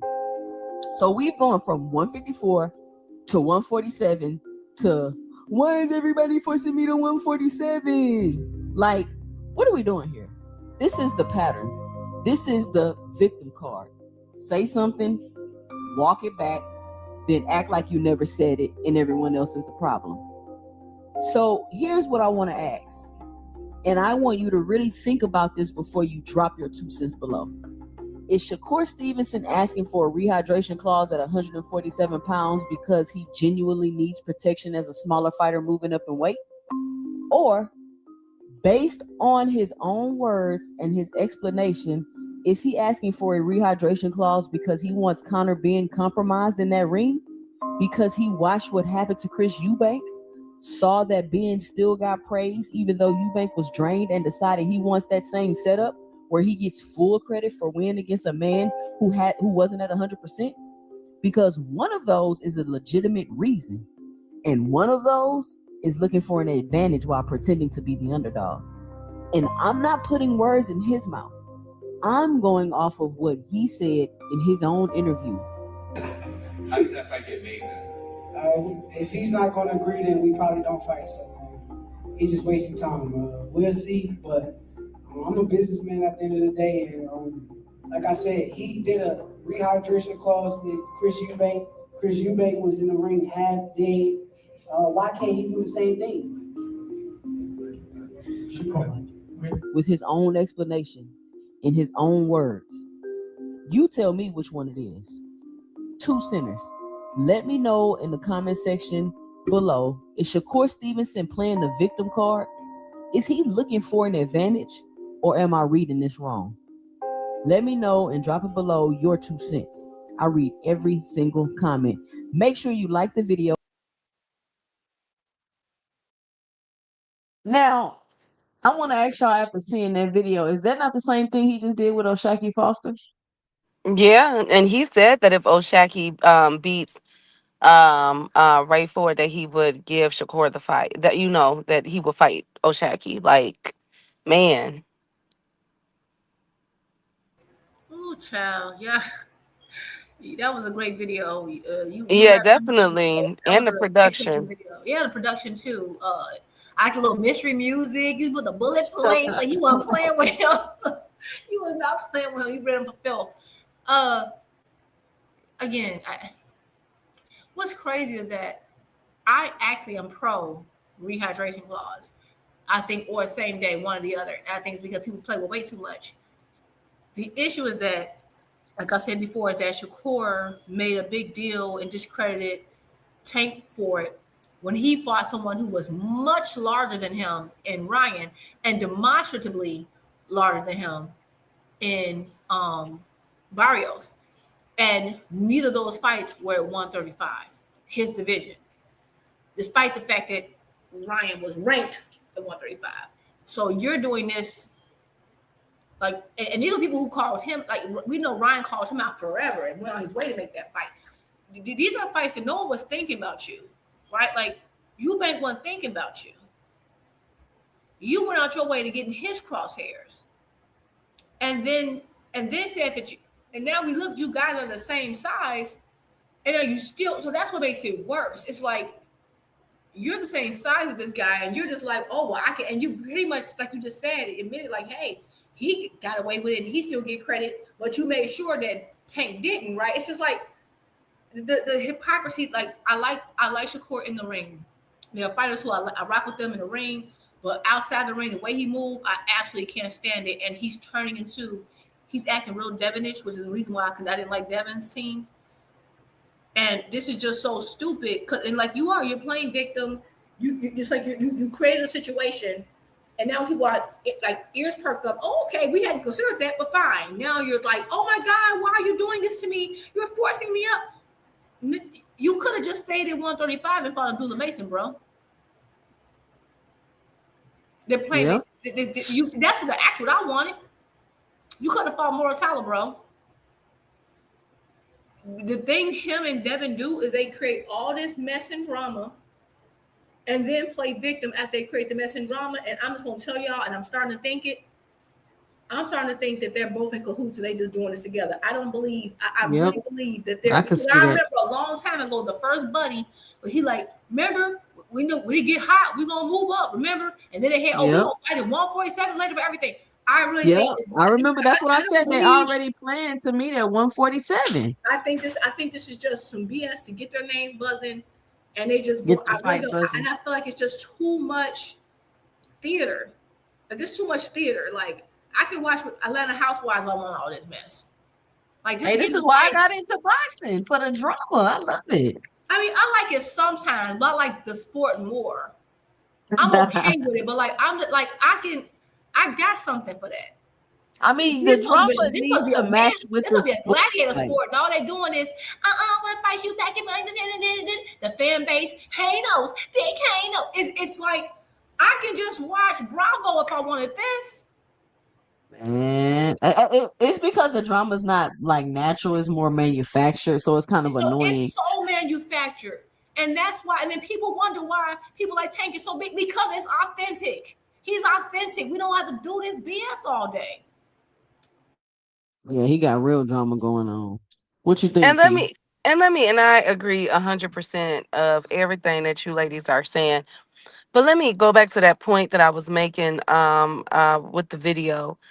It's a whole lot of victimology going on around here, where now all of a sudden, Shakur is the victim. Now all of a sudden Shakur's on Twitter. And y'all know when Shakur name get brought up, and he get brought up with some craziness, he gonna tweet 2,082 times a day. You feel me? Until everything is done. He got a lot of stuff to get off his chest. And even if you go on his timeline right now, y'all, on Twitter, it's the same thing. It's a victim. Now everybody want to fight. Now people are saying, oh, Shakur's getting that the Tank Davis hate. Wait, what? Because of something that he built up. Now, if this was clout chasing, if this was, him putting his name out there because Conor Benn was coming off of a win against Chris Eubank, then say that. If you know what I'm saying, if this was something with the whole Ryan Garcia and Ryan Garcia name being out there, then say that. If you're trying to get your name out there and you just wanted to be attached or in the conversation of these other fighters at 147, then say that. You know what I'm saying? If that's what you really want to do. But stop copping, please now. Now you hiding behind a tree, peeking out like, oh my God, do they see me? Yes, nigga, we see you. You did it. You started it. You did it. You started it. Why would you do this? And now you don't know where it's coming from. You did it. If you guys go on his Twitter right now, it's just, I'm playing a victim. I'm playing a victim. You guys gonna see one day greatness. They all talking about me. I told you guys they all need me. Shakur, you went on these platforms and called out these guys. Now, when it comes to Devin versus Shakur, of course that fight's been brewing for a minute now, for the past 2 years, right? Or 3 years now. So we all know that fight is coming anytime, soon. Now, will it be this year? I highly doubt it. because the weight is very significant. I'm with Jupe. I'm pro rehydration clauses. Because the way that these boys be playing around with their weight and the stuff they're able to do, heck yeah, I'm pro with that. Okay, I'm good with it. But what I don't, but only if it's done responsibly. Because I still think it was a travesty how Chris Eubank came out looking. You know what I'm saying? And the things that he had to go through and had to be hospitalized. I don't agree with that type of weight Right. training. You know The what I'm half saying? dead, and just like what Shakur asking for. Half Exactly, dead in the exactly. ring. Let me get this super Oh, go chat. ahead. Shout out to Boxing Hacker with the $5 in the super chat. He says Bill Haney on Frequent Channel. He said they want to fight Kerr next year, so it gives him enough time to build up his weight, which seems fair. Shout out to Boxing. So give him enough to build up his weight, which seems fair. Okay, listen. Why we going through all this then? Just go make the negotiations in the fight. Why you on every YouTube channel? Exactly. What do you mean give time to build up his weight? Why are you focusing on guys below your? Oh my! This gonna be, and nobody's calling that out. That this is gonna be the third fighter that Devin them is messing around with weight with. That's what I'm saying. That's what I'm saying. They ruined. I was talking to my father, ladies, about boxing, and he was just so disgusted. Like all they do is work. That's why I never got on the Devin train, because everything is about a huge advantage. Everything he does, everything. The one time he didn't, we saw what happened. That's why I can't gel with it. And now it's like, what do you mean? Well, he gonna wait for her. So you went to 147 to wait on 135 or 140 pounds, bro. I told y'all he was gonna do I'm this. sorry. That's what he doing. That's some 304 stuff. Like, dude, this is a gladiator sport, and y'all got these little coats, and y'all just supporting all this little weird stuff. Like, I'm just disgusted, bro. I cannot. I really hope Devin signs to ZUFFA and we never see him again. That's how serious. I really don't care. I want to sign to ZUFFA and fight nobody so we never have to see him again. I'm that tired of him and his fan base. Do they both need each other to make these reported $100 million and $50 million purses? Because that's what it appears. That's what what's the name was saying. Sean Zattel basically like these the fights they need to make to get paid this money, I'm assuming. But let's see what Bill talking about in this video. And then I want to show y'all another video somebody just sent me, or Cam J Network sent me. Shout out to Cam J, who helped keep me updated with the clips. Because listen, Cam J be having all the news. He be on like 6 hours a day running down everything going on in boxing. So y'all make sure y'all check him out. Shout out to Cam. 9:00 in the morning during the week. Let's listen to what Bill's talking about. And then I want to show y'all this other video, which might be a little concerning, and I'm wondering if it have anything to do with the changes that's about to go down in the Ali Act. But let's check this out. Rumors, can you obviously I've been covering a lot of stuff, but I've seen a lot of rumors. Can you clarify if you've been in negotiations? Have y'all been approached to sign with ZUFFA? Have y'all been offered a deal with ZUFFA, or is it ZUFFA or ZUFFA? Well, what I can say that it's a fight on the table for Devin and Shakur with that group right now. Okay. So are they? But they're not mentioning Keyshawn? No. That's a top. I would assume that's a top ring thing, right? Okay, so what do we talk? Like they don't want to make the fight with Keyshawn then. So how is it gonna be a 2-for-1 deal? You just said they're not interested in Keyshawn. So is this in the same? Well, the manager knows that we're talking. He knows that we're in negotiations for it to take place. So I believe that the move that they've made to have Keyshawn Davis with the WBO, right, as a distraction, but it's a cute distraction in the sense of if he really wants to fight, we'll do them both. We'll do Keyshawn Davis and then do Shakur after. And that gives Shakur enough time to gain. Is he trying to leverage his mandatory? Sound like it. Wait a minute. Are they afraid of Keyshawn? 2 Cents and you? think they should be, but I'm just saying, like, okay, because Keyshawn is now the mandatory, and you heard Sean Zattel said that was a play Jay Prince ran, right? So you making it seem like, yeah, I'll fight Keyshawn if I could get Shakur, but Keyshawn is your mandatory. Like Keyshawn is is Keyshawn leverage? I'm confused. Nah, Keyshawn can't be leveraged because that's not how the rules read in the WBO. Ain't no leverage and all that. It's either you fight your mandatory or you become stripped. Because like we ain't see Bill like this until Keyshawn became the mandatory. He had already mentioned he was trying to fight Shakur, but when Keyshawn became that mandatory, he got on the call with him and tell him to try to convince Shakur to take the fight and all this extra stuff Bill been doing ever since Keyshawn became the mandatory. So I'm just trying to figure out, like, what is the play here? Like, either you gonna fight Keyshawn or no. Shakur don't got nothing to do with it. That Zuffa stuff you got going on with Shakur and them trying to make the fight. It seemed like Bill got a decision he gonna have to make, or am I tripping? Because you either It seemed like they trying to they getting it ready for the duck talk of, well, Shakur didn't want to fight us and Shakur this and Shakur that, so we just gonna leave the belt. Because remember when he was supposed to fight Sandor Martin, right? Yeah. And nobody bid on that fight. So what did Devin do? He dropped the belt and said, no, they did. It was just really, really Too low. low. Who was that? It was Was Top it Eddie? Rank, right? Okay, maybe it was Top Rank, but it was really, really low. And so he's like, I'm not fighting him and everything else. And I'm like, yo, if this was anybody else, this would be a duck. You feel me? Like that's your man though. You gotta fulfill that obligation. Why you not doing that? Martin? Huh? Yeah, with Sandor Martin, exactly. So this is gonna be it appears, are they setting us up for a part 2 of that? Where, oh well, we don't want to fight Keyshawn. You know, we wanted both of them and Devin ready for the smoke and all this other stuff. You see what I'm saying? Like, I think they gonna fight. Like they got to be in cahoots.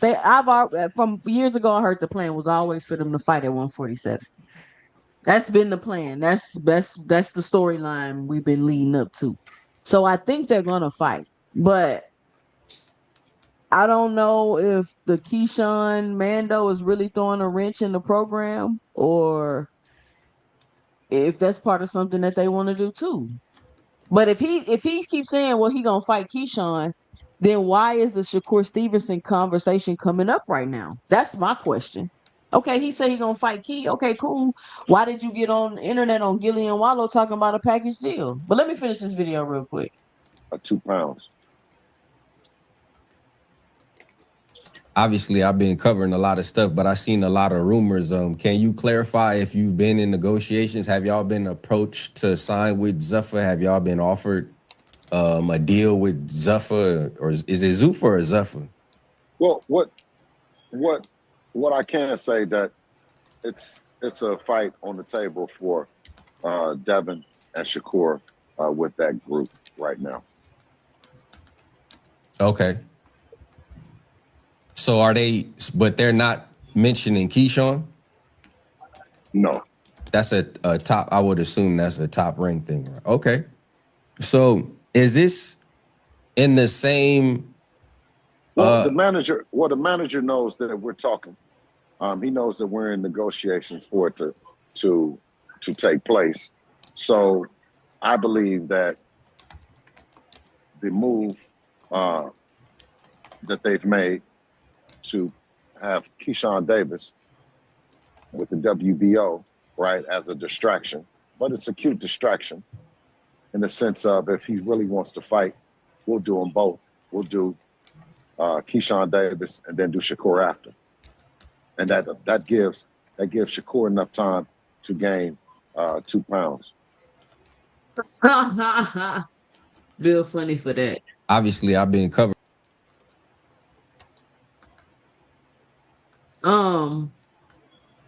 So I just seen this in my messages, y'all. We're gonna see. I don't know how accurate Paulie is, but let's just hear what he got to say. But Pro Box is going to pull back. As you guys have probably noticed, there's no more talk shows. They weren't financially feasible. Gary spent a lot of money. Gary, the boss of ProBox, Garner Jonas, spent a lot of money, with production and all this other stuff and trying to basically grow the channel. And in some ways it grows, in some ways it doesn't. The access point for ProBox is our fights. Our fights are what everybody loves. The talk shows, they get only a certain amount of views, but all boxing talk shows in general only get a certain amount of views, if you notice. And that's what Gary noticed. No matter how much we sparkle up a talk show as much as we can, it only has, that give or take at best 10,000 views a day maximum, per video maximum, so you're not going to be able to sustain an entire staff there doing it that way. So he's pulling back on the talk shows, the daily talk shows that everybody loved. I mean, listen, it's a niche group, and I know you guys love them, but it's just not big enough. I always used to say about ProBox, guys, support it, tell your friends, because the channel has to grow in order for us to stick around. You know what I mean? It is not a big conglomerate like Showtime was, where it's owned by Paramount and where they just spend a bunch of money, where I always used to be at Showtime, or even these other big networks now, like DAZN and Paramount. ProBox is still Fight Stars TV. Yeah, or Fight Stars TV, exactly. These things are sustained by basically mom and pop style. A big boxing fan like Gary Jonas wants to, loves boxing and wants to do something with it, and it's not sustained by a big monster corporation, sustained by his own money. He's done very well in life, but at the same time, it's still a regular person who's trying to sustain this thing, and it just was unsustainable. Now, we're not going to go away. Tell you what we're going to do, though, okay? I'll tell you what ProBox is going to do, and that's why it's pulling back, and my salary's diminished a little bit too, and that's why instead of paying off some stuff and moving to Sicily, I'm kind of stuck in that limbo right now, The thing is, we're going to just do fights from now on, okay, guys? We're going to just do fights, but instead of 2 fights a month, we're going to do 1 fight per month, so that the budget he can put into the fights is going to be a little bit higher, maybe a little bit more quality, And we're gonna start on the new system. We're kind of on it now, but we're still free. We're gonna start in August at $5 a month. Okay, $5 a month.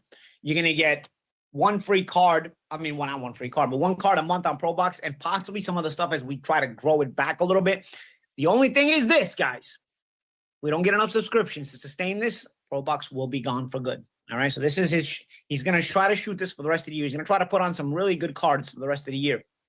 I went to one in San Bernardino. I took my mom. She loved it. Bro, I'm telling you, we have some great cards. We're actually coming back to San Bernardino. It's a big blockbuster card, August 29th, so I'll be working that one. I'm trying to work it out to where, I'm still going to be working. Wow, what y'all think about that? ProBox is now going behind a paywall, and if that doesn't work, they will cease to exist. And see, people complain about paywalls, but I mean, they have a free product. It's crazy. I'm actually watching the card. I'm watching that came on. Remember I said I'm watching ProBox? I'm still watching it. Yeah. Second round of the main event. I always watch the ProBox cards. And I think that's kind of how you get a drop on some of these fighters, like when they're about to fight someone. Like, I never heard that guy. To me, ProBox is kind of covering what ShowBox used to do, and that's how I always kind of like. That's how I knew. Like, remember Rashidi Ellis about to fight Villa? That's when I knew. I'm like, oh man, Rashidi in trouble, because I saw Villa because I actually watched these type of cards. That's kind of if you're a person who want to bet, that's really what you should be doing. But that sucks. But I understand. You gotta do what you gotta do. But I think also that it just also proves that you have a lot of people who are not as invested in boxing. You have people who want to talk about fan bases. Like, I mean, look at the chat. You have people who want to, like, you have fan base wars. And that can be fun sometimes, but that's all people want to do. They don't watch boxing. They don't care about boxing. They come to, be like, oh, I'm T-Bud Crawford or Haynos. They come to Johnson Bounce. Just say it, Juke. Basically, to the point where they get mad at their fans. Like, right? And so they don't really actually watch boxing. And so, like, you don't hear anybody talking about those. Even the ZUFFA cards, they claim they love. No one told me about them. They don't even watch them. They don't even watch. They care about the politics and the drama. And what's crazy that's why I love your channel, 2Cent. And I feel like even when I go to Ashley Corner, other ladies, they actually talk more boxing than the guys. The guys, you got they like, my guy's better than you. I got you. They just want to do that all day. It is like, who won't be the? I mean, it's just, I don't know. And I get maybe things have just changed. But like, if you want to talk some real hardcore boxing, you almost gotta go to a lady's channel. It's crazy. You can't. Hey, It's so hard the to find times you is turning. The times is turning. But listen, $5 is cool. So I'm going to make sure we continue to promote and enlighten people that Pro Box will now be going to $5. I mean, it'd be smart what they would do if they would start like an affiliate program. And that way all these boxing channels could get an affiliate link. And then every time they get somebody signed up for the app, they can get like a $2 or something, and then a reoccurring dollar every month as long as the people keep the app or some crazy shit. Like something like that to get people to help promote and push the app or the product, the app that we're gonna have to pay for. Because I mean that's the people on Twitter, all boxing fans everywhere. I think that would be the best way to promote your app as a Yeah, boxing person. yeah, and to me, Pro Box also gave us one of the fights of the year was that Najee fight. That Najee fight was great. And it was been some good fights on this card too. But again, people follow names, so unfortunately, but I do think that there's some things Pro Box can do. Maybe they need to I think since they're on YouTube, they should join with some YouTube channels. I think, that'd be smart. But $5 ain't bad. So that leads me to the next topic. And I want to know if y'all heard anything about this. I heard little about this, but I was going to look it up on X so we could kind of react to it together. David Benavidez is apparently a duck now, y'all. It's come out that he's ducked Beterbiev and he's ducking Jai Opataya. Have y'all heard anything about this? Or do y'all have any information about David Benavidez and his duck behavior?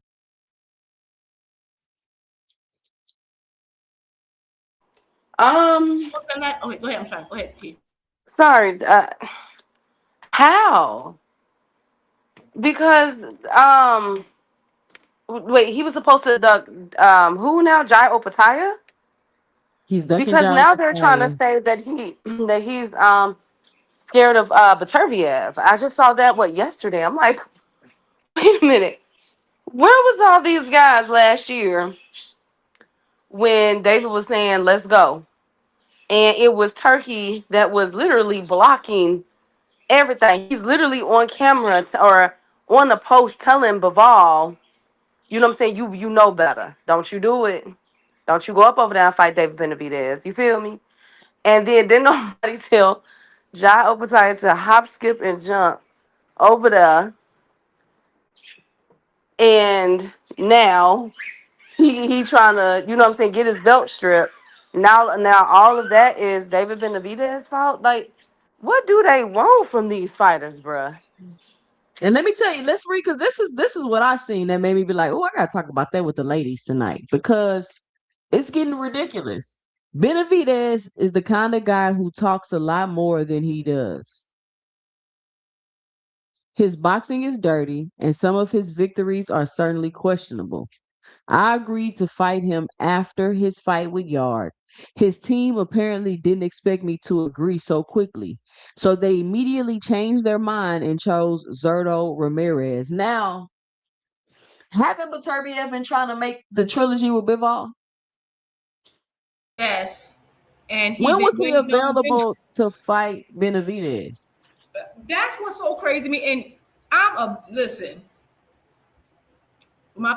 I love Beterbiev. Like, I actually want him to get that trilogy with Bivol.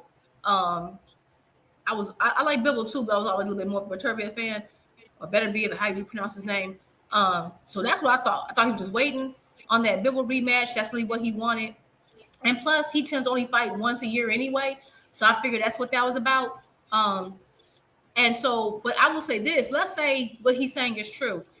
After he fought Yard, because wait a minute, Didn't he announce the Zurdo fight after the Yard fight? So wouldn't that mean that the Yard fight was made, had already been, you know what I'm saying, done in talks oh before my the? God, you are so right. Because remember, that's where everybody was laughing, because David was on the Riyadh season card, and right after he stopped Yard, he announced, "Yeah, I'm fighting in September. I'm fighting in May. I'm fighting Zurdo." So that fight was made. Like it seemed like it was made before or in the between the time he was preparing for Yard, he made that fight. And let's say even if and then yeah, because Yard was still at 175. But let's say even if like if Better Be is right and he went ahead and went with the Zerto fight, he can't duck you by going up 25 pounds to fight a champion. Like he can't. Like you're coming off a loss, man. How can you don't have the belt anymore? That's true. See what I'm saying? I think this is because I love Better Be, but he can't duck you, baby. I'm sorry. But you see how the narratives are being painted. Like I'm gonna continue to point him out. I think it's because David Benavidez. I think it's because David Benavidez has stuck it out with PBC. You feel me? And that's one of their upcoming rising stars. Like David, and not to mention, I do want to mention because nobody's really talking about this, but Canelo did a disservice in my opinion. Because everybody, somebody asked him, who is he going to pass the mantle to? And he said Jaime Munguia. What the hell? You know dang old well David Benavidez will beat Jaime Munguia from north, south to east to west. Why would you do? And you know that Jaime, you know that David Benavidez is that. Remember, we kept asking, you know, who's going to be the fulfill that Mexican superstardom? Who's going to be the face of Mexican boxing? You know, once Canelo was done, and you gonna give it to Jaime. You know what I'm saying? Like it's like low key. You know how we said that there's a hate train right now for Boots, like a low key hate train. Yo, it looked like there's one starting for David Benavidez too. And what do both Boots and David Benavidez have in common? It's hard They to don't beat fuck them. with Zuffa. you And they ain't can't fucking really you with can't beat them. And I also think is that, like what you said, I'm sorry, anyone who has ever been associated with the PBC and or Showtime, it's like it's a hate train comes automatically. It's really political. You got like you see how like I feel like maybe it's just a generational thing. Maybe it's a time we're in. People are like you got the guys being real catty. They're really like that's all it is because I'm telling you right now, if Benavidez has signs to Turkey tomorrow, they're gonna love him. He can't duck. I'm telling you right now, if he bows down to the right people or aligns himself with the right people, then everyone loves you. We've been seeing this for years, and that's all this is really about. So I like no one really believes David's ducking. Literally no one. Even the guys in the chat, like, well, they don't believe what they're saying. They don't. I know for sure they don't. No one, because guess what? If Benavidez would have fought Beterbiev off of a loss, even led when he coming off a loss and he older, they wouldn't have given him credit anyway. And a fighter of Benavidez caliber, he's growing and growing. Why would you don't want to fight nobody off of a loss? I mean, if there's no one available, fine. But the whole point is to like keep building. Right now, man, that trilogy ain't worth more money. Aircraft carrier, don't nobody want to see that. I mean, I want to see it because I like Bill and Better Be, and I want to see it because they 1-1. I think if there's ever a time to make unless somebody just got like the crap beat out of them, but when they 1-1 and it was undisputed on the line, then yes, I think they or belt on the line, then yes, I think they should. However, my thing is, what I just feel like, okay, I love that Better Be is speaking out now, but you could have said this. You could be making this noise during the build up with Yard. Why wait until now? Why after he moves up a whole 25 pounds? Like it's kind of like a little too late right now. I would have loved that fight because I didn't want Benavidez to have to move up, but I felt like Turkey was trying to block him from every which way, which everybody like, we gonna get more fights. No, he killed more fights. And that's what we got. So at this point, I like the way I see it, go up, Arthur. I mean, you've been there for a long time, and 175, there's a lot of young bloods coming through there anyway. So I don't know what to tell him. I don't know what to tell him. But no, I can't call duck for fighting Zerto, who's just as big. Actually, Zerto might be a bigger name. I can't. I'm sorry, that ain't gonna work. And the open tie thing, if you say we meeting at 3 outside at 3:30 at the playground to fight, and then you go home, pack a bag, move to New Zealand, you then can't say I told you. He said, come to New Zealand. You just gotta make a. We know we just gotta find a way to figure out you in America and me. No, I'm not figuring out nothing. You were here. We were in the same school. You didn't know. You went Well, I on wanted and to isolate yourself. Absolutely not. I ain't thinking about I want to clarify something too, right? Because I just gotta say this. If you're not a duck for going to Zuffa, then you're not a duck for not going to Zuffa. Y'all can't have it both ways. absolutely too much common sense. But you know, we ain't got common sense. We got fangirling and you know, we got I don't know. We got, you know, And it's Johnson bouncing. It's Johnson we bouncing. got Colts and you know, a grown man just told me in the chat who said that because I said but, like, I love this person, but they shouldn't do that. That I'm not a real fan. Like, they basically like, and they were telling me off. Like, they basically saying, "How can you be objective? How dare you?" Like, they told me that. I never thought I'd see the day. Like when I said, well, you're gonna see I a lot love on him, this but internet. he shouldn't have took his butt over there. When I did, that was fine apparently. But you cannot criticize people you like. And if you like an artist, you got like everything they do. You have to like they're like parishioners.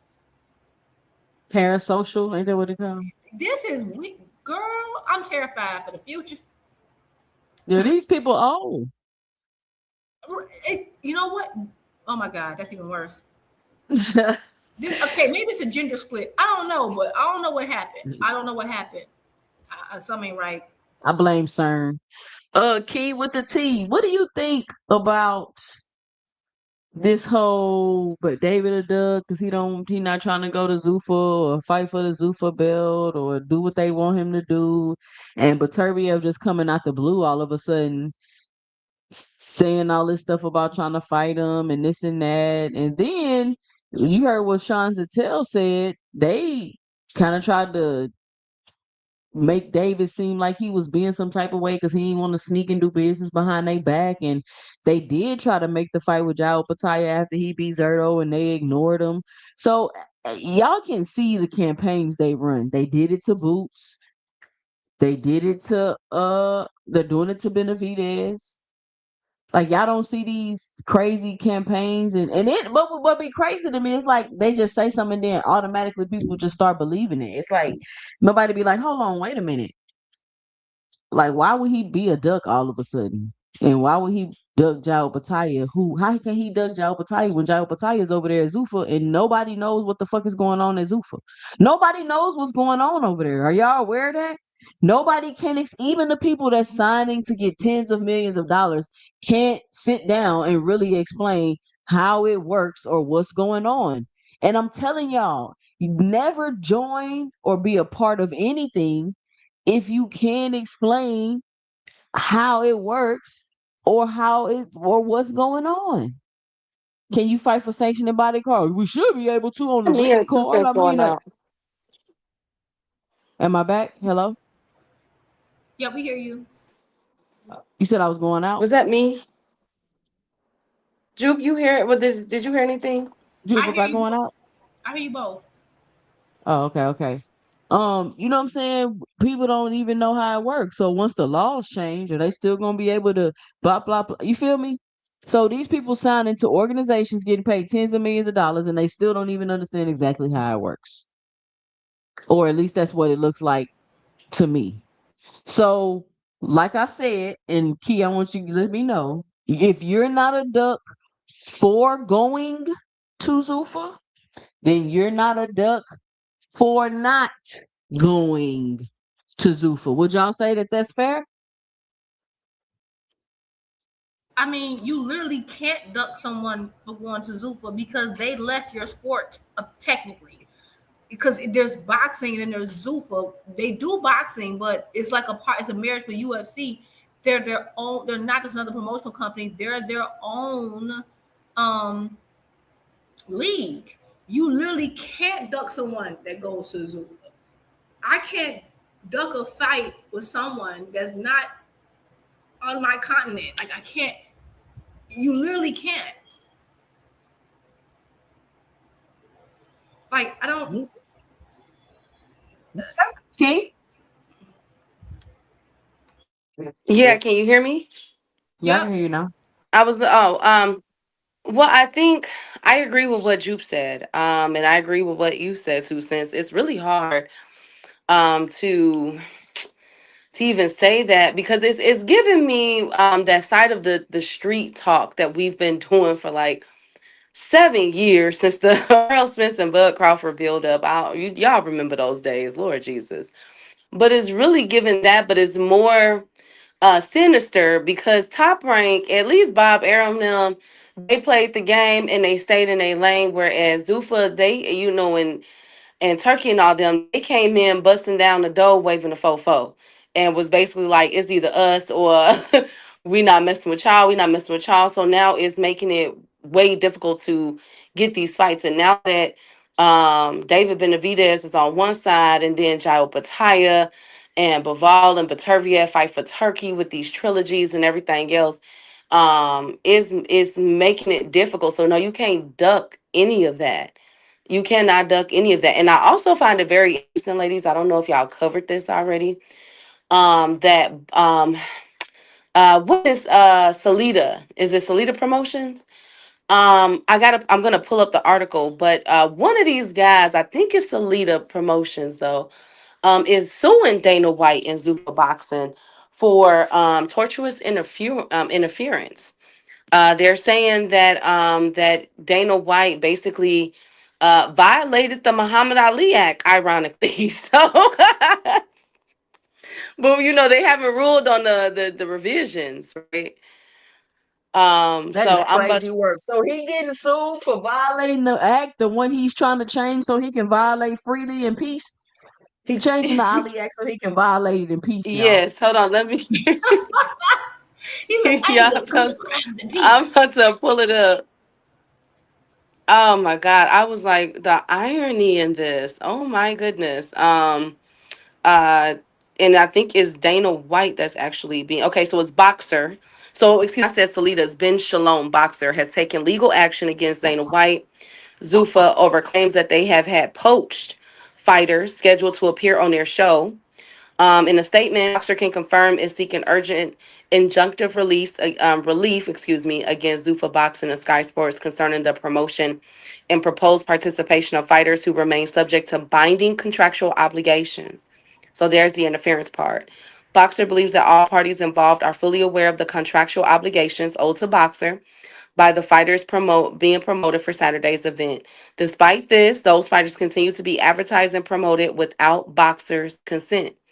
As a result of the conduct it has witnessed in recent months, Boxer has been left with no option but to seek further relief from the English courts. So there you have it. That's with the Daily Mail. And that's pretty much the Muhammad Ali Act. That's torturous interference. Those are contractual interference right there with other fighters while they're involved with another promoter. And this is not new. Juke, 2 Cents, and I told you guys how they got in trouble with Bob Arum before on the Bud Crawford and Madrimov card. Who remembers that? They pretty much took Big Baby. And with Big Baby, yep. Yeah, you know what I'm saying? So this And is not listen, the if you first go back time. and check the catalog, Key, I did a whole video about it. It's in my catalog. I read the article. I talked about how problematic this was. Like, I'm documenting this stuff, y'all, because nobody can say we didn't say none of this, and it's all documented. We had conversation after conversation after conversation as all this unfolded. And what's crazy is now that it's unfolded, people just continuing to just go right along as if this is gonna turn out how they think it's gonna turn out. And at this point, I think it should be enough evidence to show that it might not work how you think it's gonna work at this point. Speaking of lawsuits, well, I don't know. Is that situation with Frank Warren and Zuffa, did that ever get squared away? Because didn't he threaten to sue? They had some type of $1 billion. Remember that? Y'all remember that? Yeah, let me look that I up. That's think a that's good still going on. question. Yeah, because Frank Warren, he was in a legal dispute. It was a $1 billion legal dispute with Zuffa Boxing. He confirmed he was taking legal action against Sella and TKO. Yeah. So that's another thing. That was a couple months ago. So yeah, like they just, I think they're trying to change the law because they just doing all kind of stuff. It's like you just, I don't know. I feel like people care about crimes until it's people they like. So I don't know. I mean, is it not a red flag that he's already violating before he, you feel like it's people was like, oh, they just want to do the LDX so they can have a belt, but he's literally violating the act as we speak. And I don't feel bad for these people because they're the ones who was all pro Turkey. Like, okay, this is the article. It says Warren enjoyed a fruitful partnership with Turkey Al-Sheikh and Sella in recent years, but the arrival of Dana White-fronted Zuffa Boxing, jointly owned by Sella and TKO, has caused tensions. Sella is a Saudi state play, blah, blah, blah. Warren alleges Sella and TKO went behind his back to form Zuffa Boxing, which he claims breaches the contracts he had already signed with the two entities. Queensberry Promotions, according to Telegraph, alleged as much as $1 billion or $739 million in their currency. Damn. Could have been lost in potential earnings. Yup. He says in a statement, Sella said they were disappointed by the claims and reject them entirely. This week, it was revealed that Warren and Queensberry had sent letters before action to Sella and TKO raising the issues. It's just a difference of opinion over the contracts that we signed, so that will just take its course. I can't make any comment on it. It is what it is. Take its course. The potential legal action comes after it emerged that Warren has had limited involvement in Tyson Fury's comeback in April on Netflix. The fight was primarily organized by Sella and Netflix and TKO chief. We're going for Wacos and Louis. I'm sorry. What you say? I said so. Read that last sentence again, Jude. What did you say? It just says the potential legal action comes after it emerged that Warren has had limited involvement in Tyson Fury's comeback fight in April on Netflix. The fight was primarily organized by Sella and Netflix, and TKO chief Mark Shapiro claimed Zuffa Boxing will be tasked with the promotional duties around the fight instead of Queensberry. Fury is signed to Queensberry and has been since he returned to boxing in 2018. Yeah, so that sounds like it's a break. White and Zuffa have had some serious waves since launching their first show in January. Conor Ben joined, blah, blah, blah. Let's talk about all the issues now that Eddie Hearn had with Zuffa. Conor Ben joined Zuffa and Eddie in a Conor Ben joined Zuffa from Matchroom and Eddie Hearn in a one-fight deal. But Shapiro says Sella and Al-Sheikh are covering Ben's purses, not TKO. See, it sounds like they're doing some shell type game. Whoa.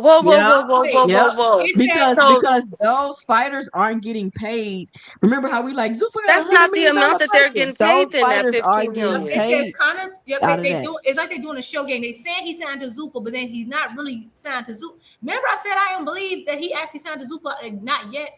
It says Conor Ben joined Sella.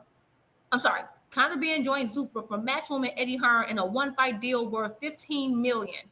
But Shapiro says Sella and Al-Sheikh are covering Ben's purse, not TKO. And then you remember Turkey said, I'm not losing money. He using other people's money, but he puts on the cards and then the zone pays Turkey. This sounds like a shell game. That's what they finna do to Devin and Shakur. Ooh, this like a shell game. This sounded real funny. That's what I said. That's why remember I said I'm not sure if he's actually signed to Zuffa, because I said Zuffa don't got that type of money because their money is $100. They have a budget, and that's $100 million. And then we give him $15 million. That's 15% for one fighter. It don't make sense. And it goes on to say, ask how any legal action could affect his working relationship with Sella and Al-Sheikh moving forward. Warren said it's not going to change anything. We will do what we have to see what the show is, blah, blah. Okay, that's no major. But I just want to say that that is very eye-opening, the whole Ben thing. Because so they way of trying to say, oh, well, we're involved this way, but not that way. Like they're trying to find little ways.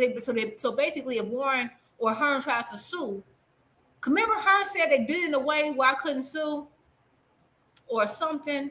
And somebody just told me about 2 promotional companies that are fronts for Saudi, which I think they said was Gold Star, I think, and another one. I haven't looked into it yet, which is why I kind of haven't mentioned it. But yeah, it's also 2, like how Tom Brown is 2 promotional companies out there right now that's like a kind of like a front for Saudi because they don't want to seem like they're involved, you know?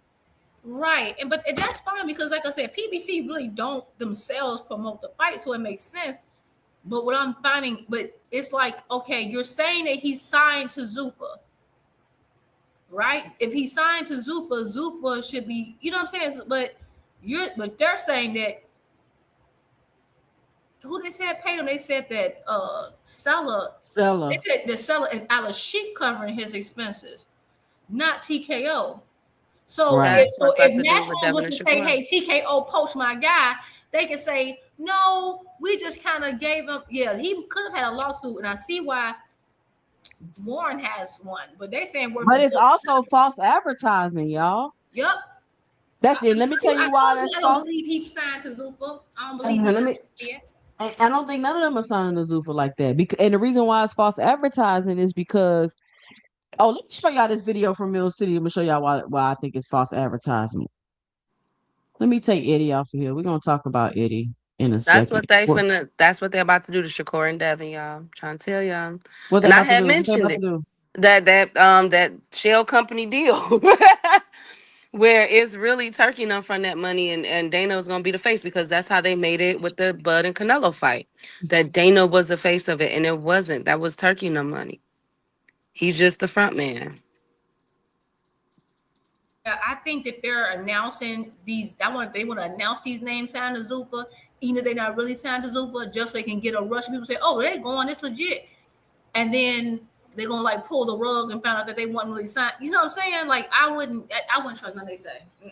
Because I just seen this video with Greg Hackett. I didn't think it was this long, but Greg Hackett was talking to Bill Haney, and he was like, I mean, that's cool, I guess, for the big names like y'all getting all this money from ZUFFA. But he was like, ZUFFA offered one of my fighters some money, and he turned it down because it was disrespectful, like how low they was trying to pay me.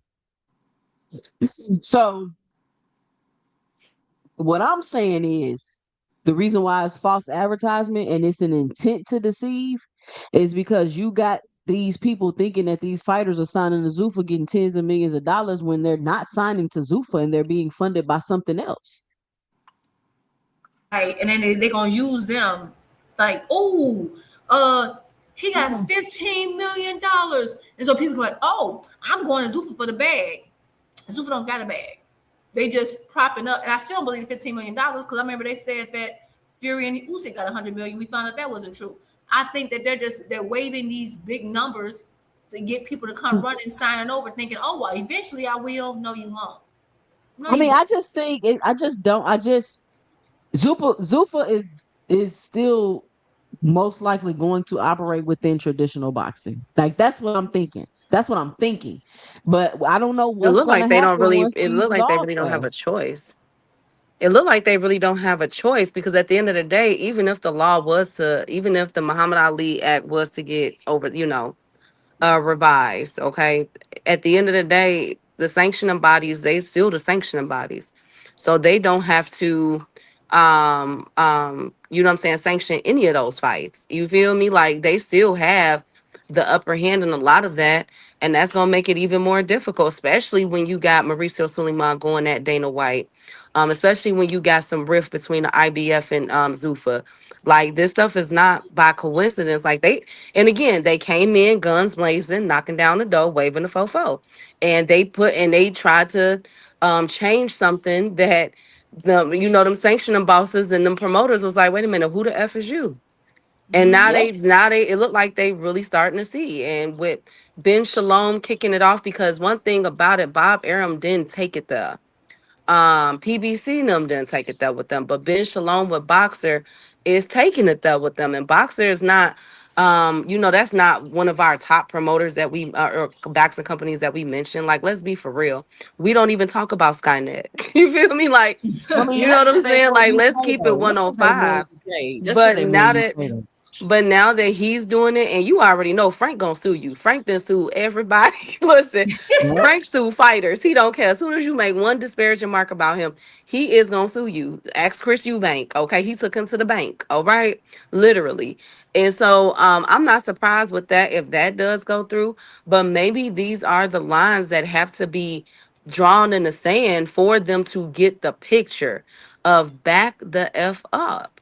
Like, chill. And I wonder if Shakur Stevenson, the reason why ain't nobody mentioning that and he's, trying to deny it the best way that they can, is because there are still some obligations or contractual things that's going on behind the scenes.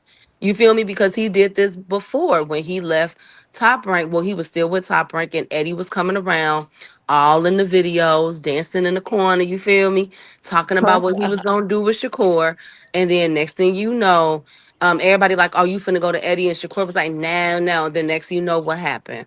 He was with him. You know what I'm saying? Because there were Yep. still some things, and Eddie could have gotten sued by Bob Arum. So I think it's one of those cases why Devin's team and Shakur's team is not trying to outright come out and say it and trying to, tiptoe around it, because they could potentially be in trouble for that. Maybe it's some things going on behind that.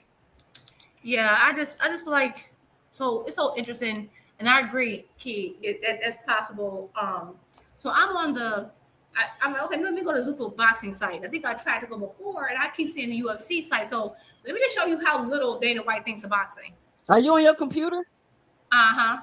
You can share you can share. I can share your screen.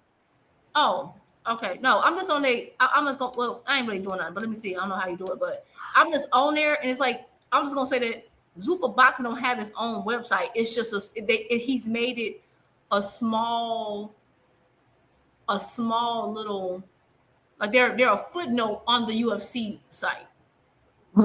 It's so true in Dana's style because he does not. He wants boxing to be underneath the UFC, and it's crazy to find Zuffa content. You have to go to UFC, so you can go to Zuffa Boxing, but it still has UFC smack dab in the middle of the other thing. So I just think that's so funny, and I do see what says Zuffa Boxing actually Q&A. It does show, it has 3 people and it shows him. I don't know, but like it doesn't have a list of fighters. They don't have a ranking system. They don't have nothing on this site. Nothing. It's not a lot of information, but whatever. Does it look like they pay their fighters tens of millions of dollars? No. I mean, it's again the Zuffa. It's you got to go to the UFC site. You got to get through past all UFC. Go to Zuffa Boxing. They're a footnote. They're a footnote, and I kept saying, Dana first love is always going to be MMA. His goal was to humble boxing. So the fact that boxing fans are like, yeah, Zuffa's the future. I'm like, man, yeah, you are the bottle you pay, because like you can't like both you can't like boxing and root for this guy.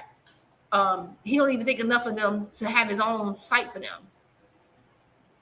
So I just think that that's interesting. But yeah, I think it's something funny going on. I didn't believe that $15 million. I really think it's, I don't know, but I think people would be foolish to sign with them, knowing that they're waiting on some legislation to get through in Congress. Because if that happens, then everything changes. You don't know what, like you said, you gotta know what you're getting yourself into. You don't even know yet. Yep. Now it's gonna be more important than ever to sign to people who are just like really truly love the sport and want the best for the sport. At least for right now, till you figure out what's going on. Right. But it's like they're trying to help and get all these names before that happens. Before right. You see what I'm saying? Like they see like it's so foolish. That's why you got all this. Kick up dust. Devin and Shakur, Zuffa. They're trying to hurry up before the gauntlet really drop and fighters start getting scared off. I'm hearing people already regret signing to Zuffa, but let's listen to what Eddie Hearn has to say in this clip, because listen, Eddie Hearn has been exposing Dana White. That's the next topic I want to get to. I got one more topic, ladies, and then we just gonna review videos and freestyle it. But I think the last topic we might be talking about for a while. But Eddie Hearn is exposing Dana White And I love the Eddie Hearn Dana White beef. Y'all see him right there sitting there with a cup of coffee. They was all cool. It was all good about a week ago. Y'all remember? Y'all remember that Eddie Hearn was talking about how he was spit shine Turkey Johnson and all that? I sure do. Yeah. Sure do. All right, And here we they go. took Let's check it out. his beloved. Mm-hmm. His beloved, not his precious child. They haven't invited him to the White House. He's supposed to be fighting the winner. Really interesting what's happening in the UFC right now. They've got to be careful. I'm not going to let Tom Aspinall fight for the kind of money that's in his contract to be involved in a fight against Pereira or Game for literally 1/50th of the revenue of that show. Yeah. Fuck that. I won't let him do it. And he's not going to, it's time that those UFC fighters stop being mugs and started to understand that these people are taking advantage of them. They deserve better. Are you saying Tom's going to retire if they come back and say he's getting 300? I'm saying that my advice to Tom Aspinall, don't you dare take that fight for the money that's in your contract. You are one of the biggest stars in UFC. Everybody will be sick to their stomach about the money that Tom Aspinall is supposed to get for that kind of fight. Mate, you don't need that. You nearly lost your eyesight. You want to go back and fight for virtually nothing. It's outrageous. And I will not. I'll do everything I can to not allow it. Listen, I like. What was he talking about? I like this Eddie Hearn. I like this Eddie Hearn. I like Eddie Hearn. See, when Ellaby was on Eddie ass, he wasn't like this. He wasn't like this. But this, he on Dana White ass. I don't know what him and that shit with Conor Ben, that lit a fire up under Eddie. Because he been on Dana White ass ever since.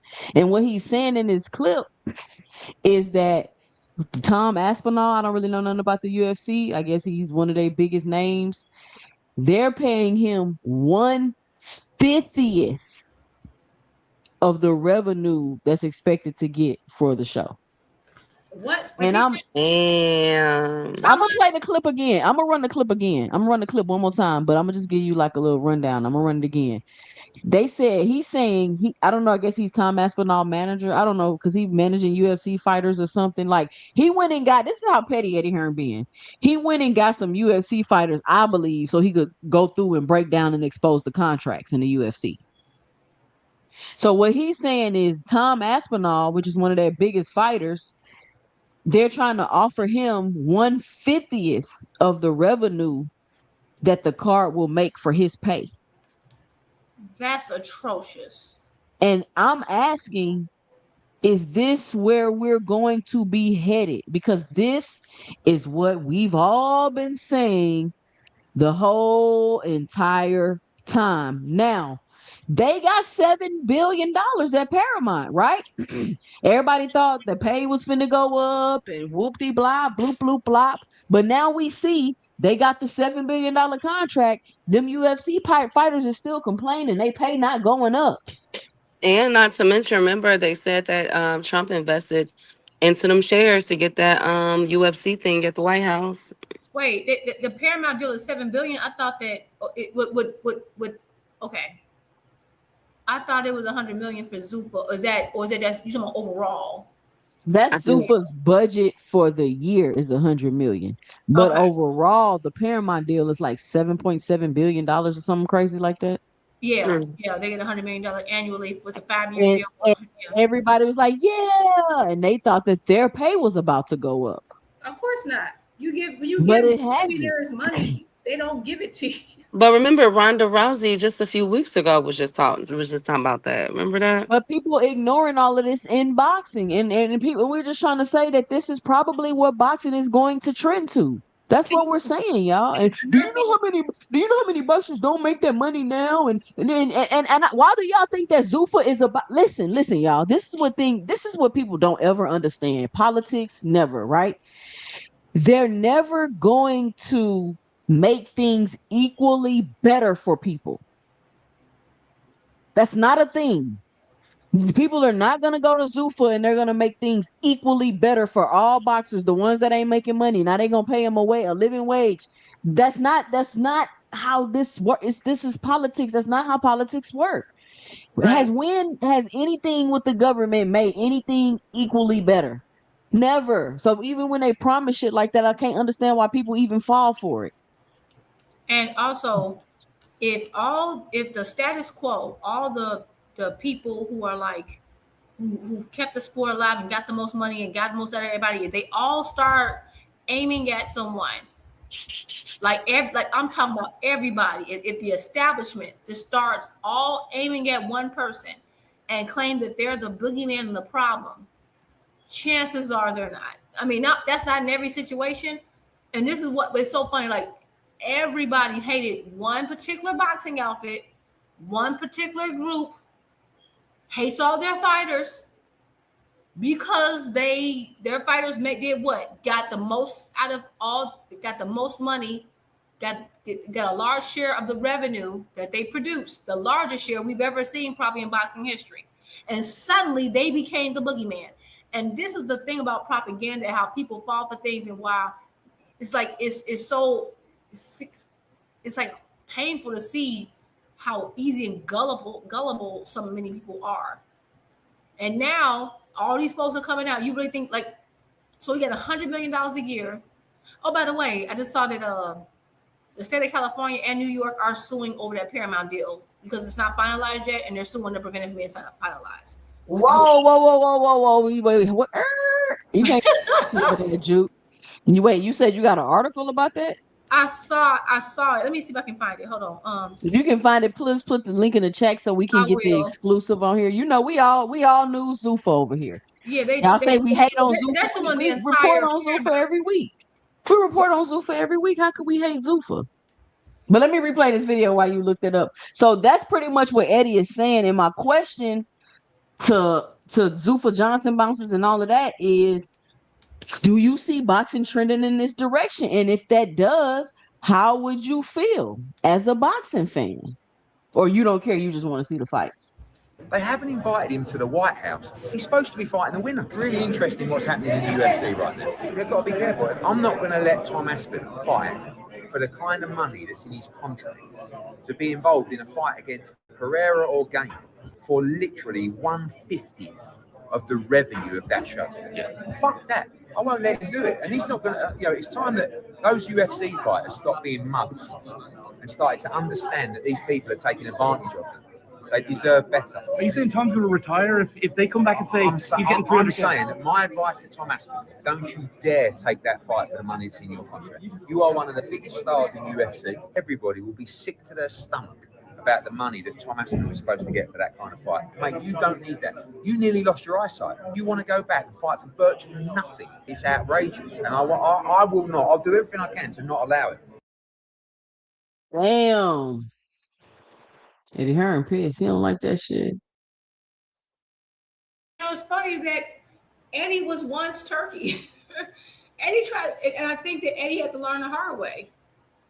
I mean, but Turkey taking it to another level, though. No, Turkey's far worse. But what I'm saying is, Eddie Hearn came in on some, I'm going to take your fighters. He did the same thing.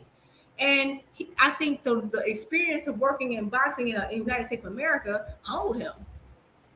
Him. Oh, bye pay-per-view, all that, it humbled him. And that's why I think Turkey figured out, okay, I got to change the rules entirely, because if not, you can't, but he did. I remember him saying that, like, Charlo wouldn't give me fights unless he signed with him. Jamal speaking, because he had the 160 and 168 on lock. He said it. And yeah, I think the experience, so now he's probably like one of the people who've been through it, and now he's kind of like turning to be a good guy, but also I don't think he's benevolent, only because I think part of it is that I think that he thought he would be the guy to lead this whole thing, but he chose Dana. So yeah, I mean, he's right. He's 100% right. But part of it is because he chose someone else. Yeah. But yeah, but he's absolutely right. I do like that Eddie Hearn on his top. Like, I do like that he like gunning for him, because I just don't understand. And remember another thing, I feel like part of why Dana would love to lead this whole project of trying to do this whole ZUFFA thing. Think about it. He was bleeding MMA fighters because they were all jumping ship to go to boxing. Remember? Because that's where the money was. So he figures like, he really came in here to destroy boxing so he can make ZUFFA, build back up UFC. Exactly, because now if I control boxing, you can't escape from me.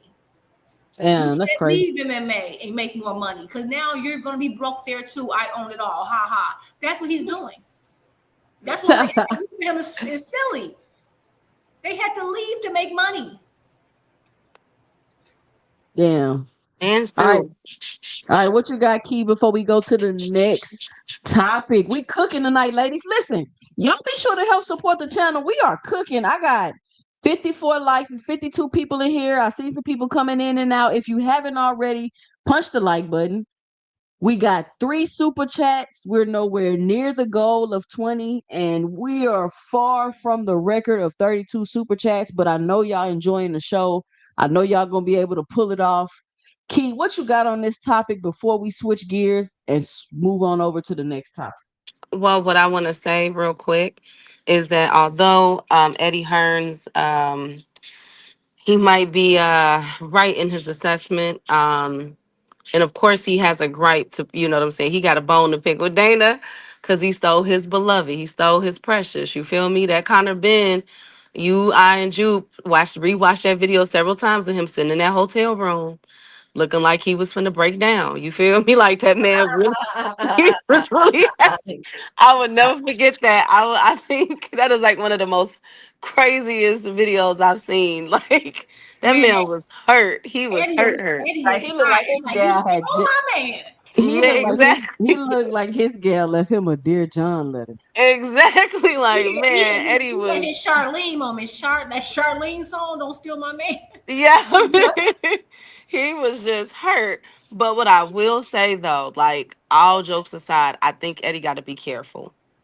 Because out of all the fighters that's going to ZUFFA right now or doing business with Dana, allegedly with all these rumors, a lot of them have ties to Eddie Hearn.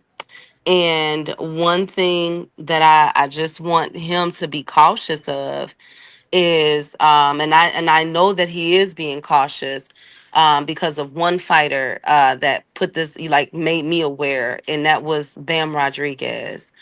And Anthony Joshua. Let me say both of them. Anthony Joshua, he gave Anthony a sweet deal to re-up his contract. And I think Anthony Joshua said that he gave him a stake in Matchroom. And then with Bam Rodriguez, he had to go ahead and, you know what I'm saying, basically open up the pocketbook, open up the checkbook for Bam Rodriguez for another, I think, 5 fights, right? So Eddie is in a dilemma. He's like in a quagmire right now because it appears that Dana and them, they like, look, we can pick on little Eddie. We can go after, you know what I'm saying? We can look at his fighters, you know, and open up, you know what I'm saying, and court them and see what they talking about.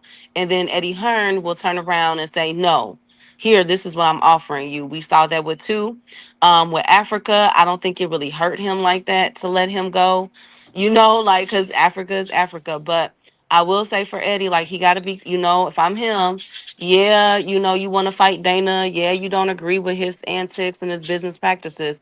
But it looked like Dana got a bullseye on your camp, bruh. So I would just tread lightly if I'm Eddie.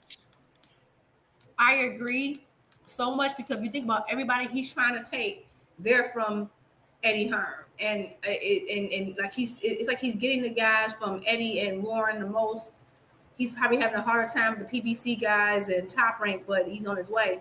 And I did put the article in there. So this isn't a lawsuit to ZUFFA. It's a lawsuit. New York and California are suing the Paramount merger. Remember, Paramount is like talking about Netflix and Warner Brothers and all this other stuff. And they're backed by, who else? The Saudis.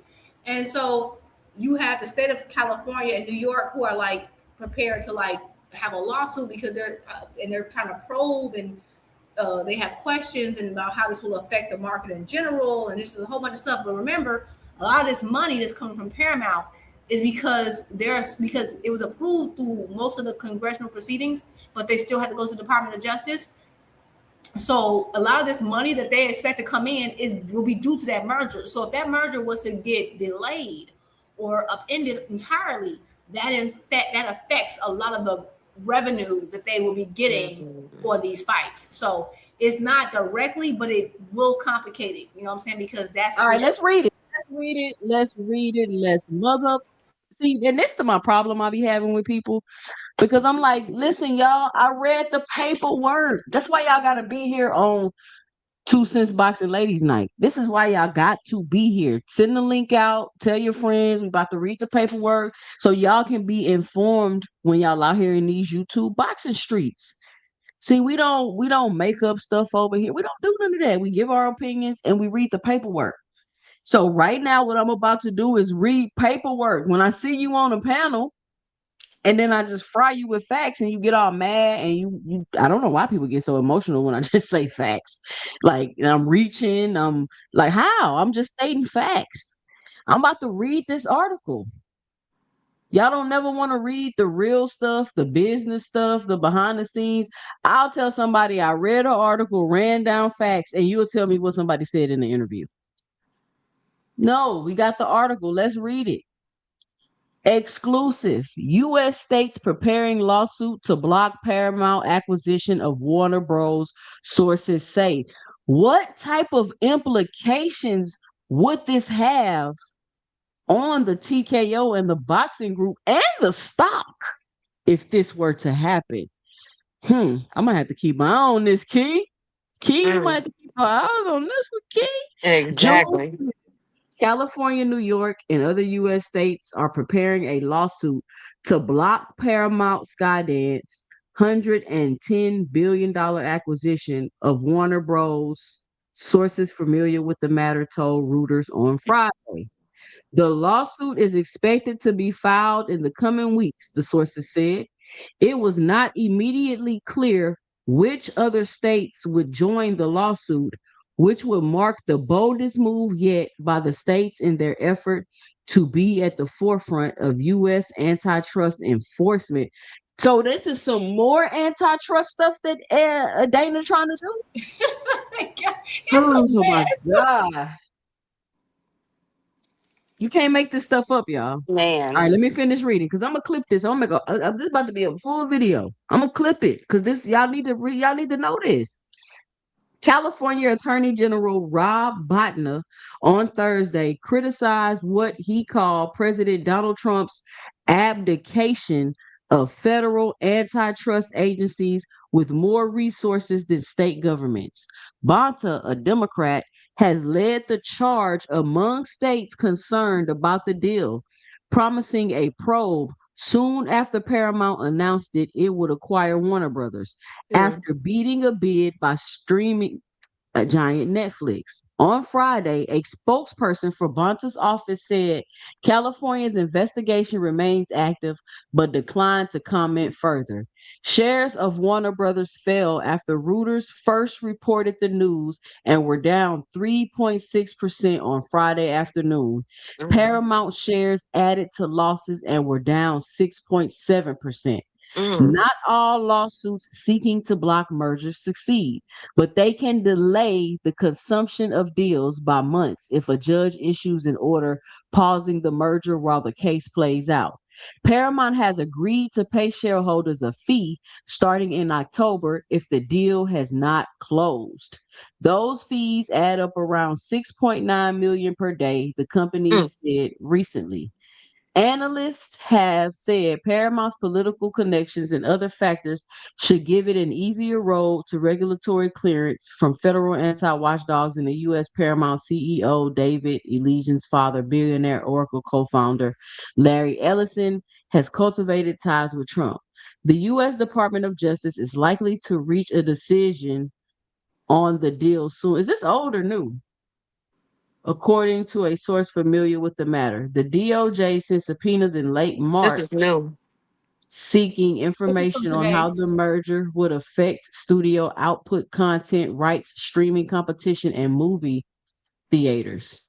A Paramount spokesperson said the deal would bring greater competition, and opposing it means giving entrenched incumbents like Netflix an advantage they do not deserve. We will continue to fight against any attempt to derail a deal that plainly benefits consumers, creators, and the industry as a whole, the spokesperson said. Paramount has pledged to maintain both studios and produce a minimum 30 theatrical films annually after the deal closes. The deal, which will continue two of Hollywood's four major studios, has drawn criticism from actors, writers, and others in Hollywood who fear job losses. Theater owners also oppose the combination of the storied Warner Brothers movie studio, maker of the Harry Potter and Superman films, with Paramount Pictures arguing it will give cinemas fewer movies to choose from, eroding competition. So, It's a mess. It's looking like Dana White is caught up in some more antitrust stuff going on. But and then and not to mention like this deal, like I know we talk about the Muhammad Ali Act and the things that promoters are doing, but this right here, I would say that the rest of those topics pales in comparison because this is really setting the standard. We could be looking at like it's already crazy that our news is all of our news media is ran by two or three companies, right? And now we're looking at that being done to our movies, movie theaters, and everything. And now with boxing going on these type of platforms from Amazon Prime to Netflix, Paramount, we're looking at like if this was to go through, which unfortunately I think that it will because of the way that these people are linked up with Trump and the stuff that they are doing behind the scenes that's being brought to light now, all these backdoor insider trading dealings and all of that. I'm like 65% sure that this will go through. I'm praying that it don't though. But this will have an impact on boxing too and how it's being viewed. You know what I'm saying? And what they're going to do with it. Will boxing be put on a back burner on Paramount? There's, how will they go forward? Say that all of this goes through. What will that lead to with boxing? Is this Well, I think you know what, and right now, uh-huh. Key, which is another misleading thing, like we just said, all this, not to cut you off, my bad, but all this money they being paid is being backed by Saudis right now. So it's not backed by the quote It's unquote back Saudi official and money. it's Saudi and Larry Ellison. Larry Ellison got money. Long money. His son is the one that's trying to broker the deal if they get that with CNN. You see what I'm saying? So, And that affects our news because now, yep. like that's what I'm saying. Like people who are rooting for this, like I'm like, okay, you're literally talking about another country having Yep. money and interest in what you get to see. The news you already have a problem. Like, so, okay, we look at places like Russia, right, where you have Russian state media. There was a time when people forget they were not always under dictatorship. It wasn't always that way. Places don't become dictatorships overnight. They didn't start that way. It's slowly by corroding media, buying up all the media. This is what we're looking at. And so what you're saying is that you have a lot of this huge push towards authoritarianism. And you got folks who are, the first thing you do is make folks fanatics, right? I'm sorry. And they're so busy fighting over this stupid stuff, you can't see that they're giving up their own rights. And boxing is a microcosm of the real world, and that's why this is happening. So while you have, yes, we might have TKO trying to take over boxing completely so they can control everything strong-armed, you have no way to negotiate.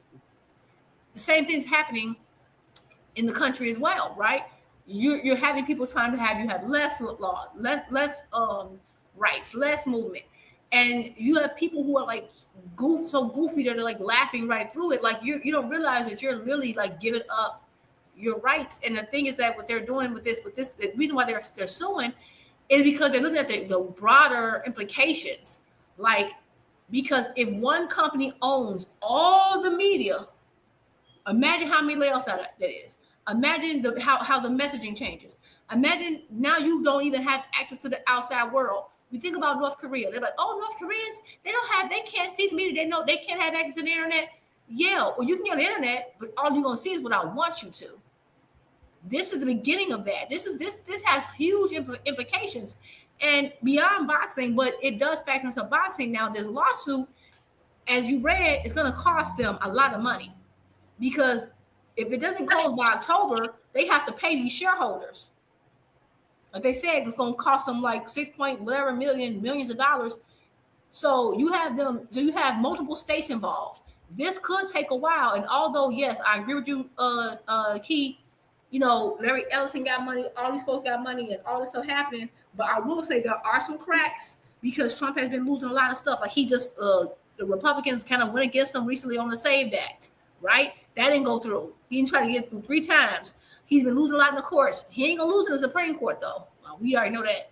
But the problem is that even if you prolong it and make it take a year or 2, that can be a huge problem if you got all these contracts in anticipation for money that you now can't really generate because you're now stuck in this expensive lawsuit. Mm-hmm. So this is going to be a problem. But I am happy that the states are fighting back, because like, why?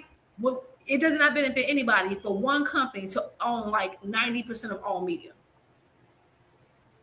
Like, that is wild, especially in America, though. That's what's even crazier. Like, why are y'all doing that in America? Right. But folks don't think, they don't read, child. They're too busy trying to do fan wars. Yeah, that's what's unfortunate. I'm curious to see how this is all going to play out, especially with simultaneously we still have the insider trading between Dana White and Trump. You feel me, with UFC shares. So a lot of this is like it's huge. If y'all better believe that little UFC fight he talking about on the lawn, if you think that taxpayers, we ain't paying for some of that, you crazy. Man, we paying for that. Man. We paying for that. So y'all say, yeah, we rooting for Dana to spend all our retirement money. Yeah, you're goofy. Ha ha. All right, so that was a good cook about Eddie Hearn and Dana White. 2 cents, what y'all got to say in the chat. If you're listening to the replay, let me know and drop below your 2 cents about the situation. I mean, of course, nobody's gonna talk about this, or when I bring it up, they just gonna ignore me and act like I ain't saying nothing important. Y'all know how they do me on these panels. Dude, and happy birthday to SBG Mello. He's just put in a chat that it's his birthday. Happy birthday, King. SBG Mello. Happy birthday, SBG Mello. So the last topic that I have for tonight is going to be, oh, did I not put it up here? Dang, I didn't get it. Are you looking? We can see the Najee talk. No, I was trying to find my little header. It's going to be O'Shaquie Foster and SHAKUR Soft Touch Stevenson. Has O'Shaquie Foster exposed? Why you be soft touch? You know I got the little nicknames for him. It's like soft touch. Crazy. That's crazy. He got the soft touch. They say he ain't got no power. That's so wrong. You wrong. You ain't got to do that to him. That's what they say. I didn't make it up, Juke. That's what they tell me. That's what they tell me. So, has O'Shaquie Foster exposed SHAKUR? Yes. And not even exposed him like he's been doing these things, but has he because like I said, I just made a whole video pointing out the whole pattern that he does every single time. He continuously do that pattern over and over and over. We literally seen it happen with O'Shaquie Foster. But now that SHAKUR has done this with O'Shaquie Foster has continued to keep his cool. He's continued to stay consistent the whole time. He said, hey, I want you to fight you. SHAKUR Stevenson put some conditions and terms in the way.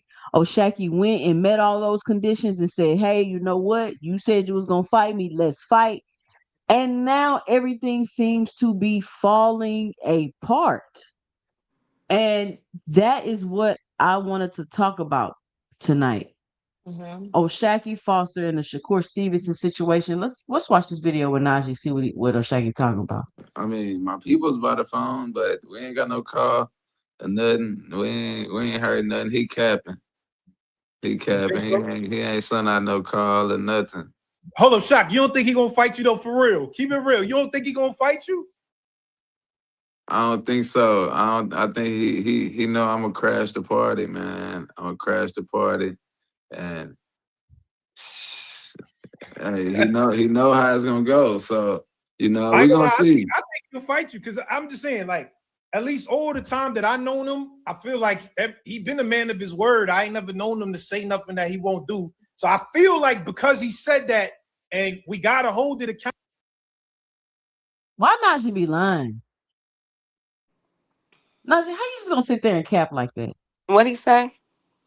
Shakur, man, in his word, he ain't never heard him say he was gonna do something. He ain't do it. Oh my God. Yes. Cap. But I mean, a lot of people don't connect the dots and follow. And then you got to realize that a lot of them don't be wanting to go against certain fighters because they don't want to lose those views and everything. You know what I'm saying? In those interviews too. But shout out to Najee Talk though. Well, we don't do that over here at 2CentsBoxing. I get your eye. I just ain't gonna never be doing no interviews. All right, here we go. Accountable because that's what he said. I do feel like he gonna fight you. I don't know necessarily if that means it's gonna be next, but I do feel like he gonna fight you. Do you feel like, based on everything, you deserve that fight next? What? For sure. I've been putting in the work. Okay, because Key, you what type laughing, of question was that? What? And listen, that's gonna be my first question to y'all because I've been hearing that discussed a lot. Does O'Shaquie Foster deserve a fight with Shakur Soft Touch Stevenson? Oh my God.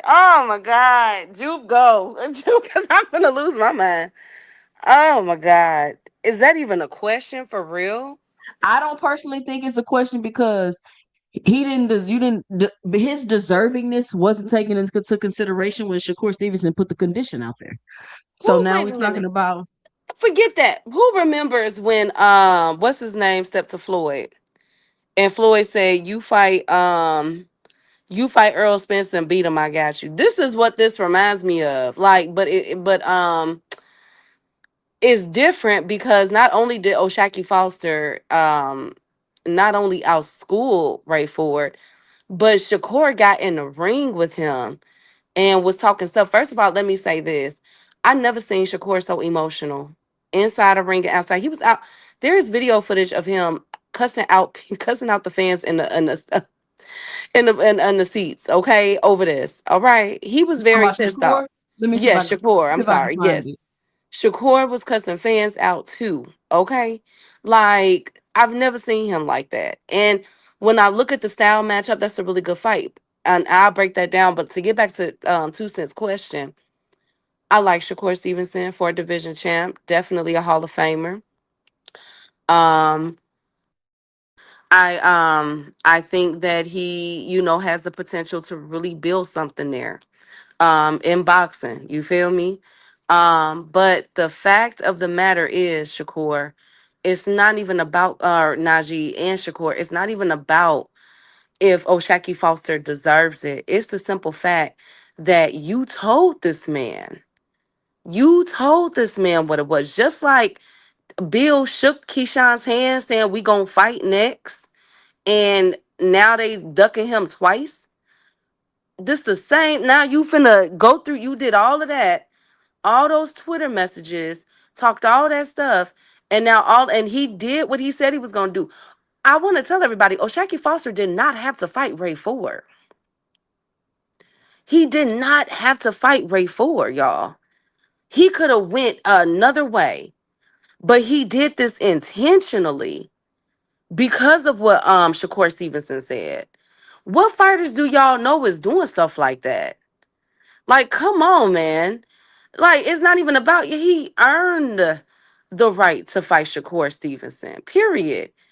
Everybody was saying that Ray Ford was going to beat O'Shaquie. A lot of people were saying that Ray Ford was going to beat O'Shaquie Foster. People were downplaying O'Shaquie Foster, all this other stuff. And I came on here last week and I said, I got O'Shaquie Foster. 2 Cents said it too. Jupe said it as well. Like, we got O'Shaquie Foster. It's going to be a really good fight, though. And it was. But come on now, Shakur. We not doing this today. We not. So That was such a disrespectful question by Najee. What do you mean? Do you deserve?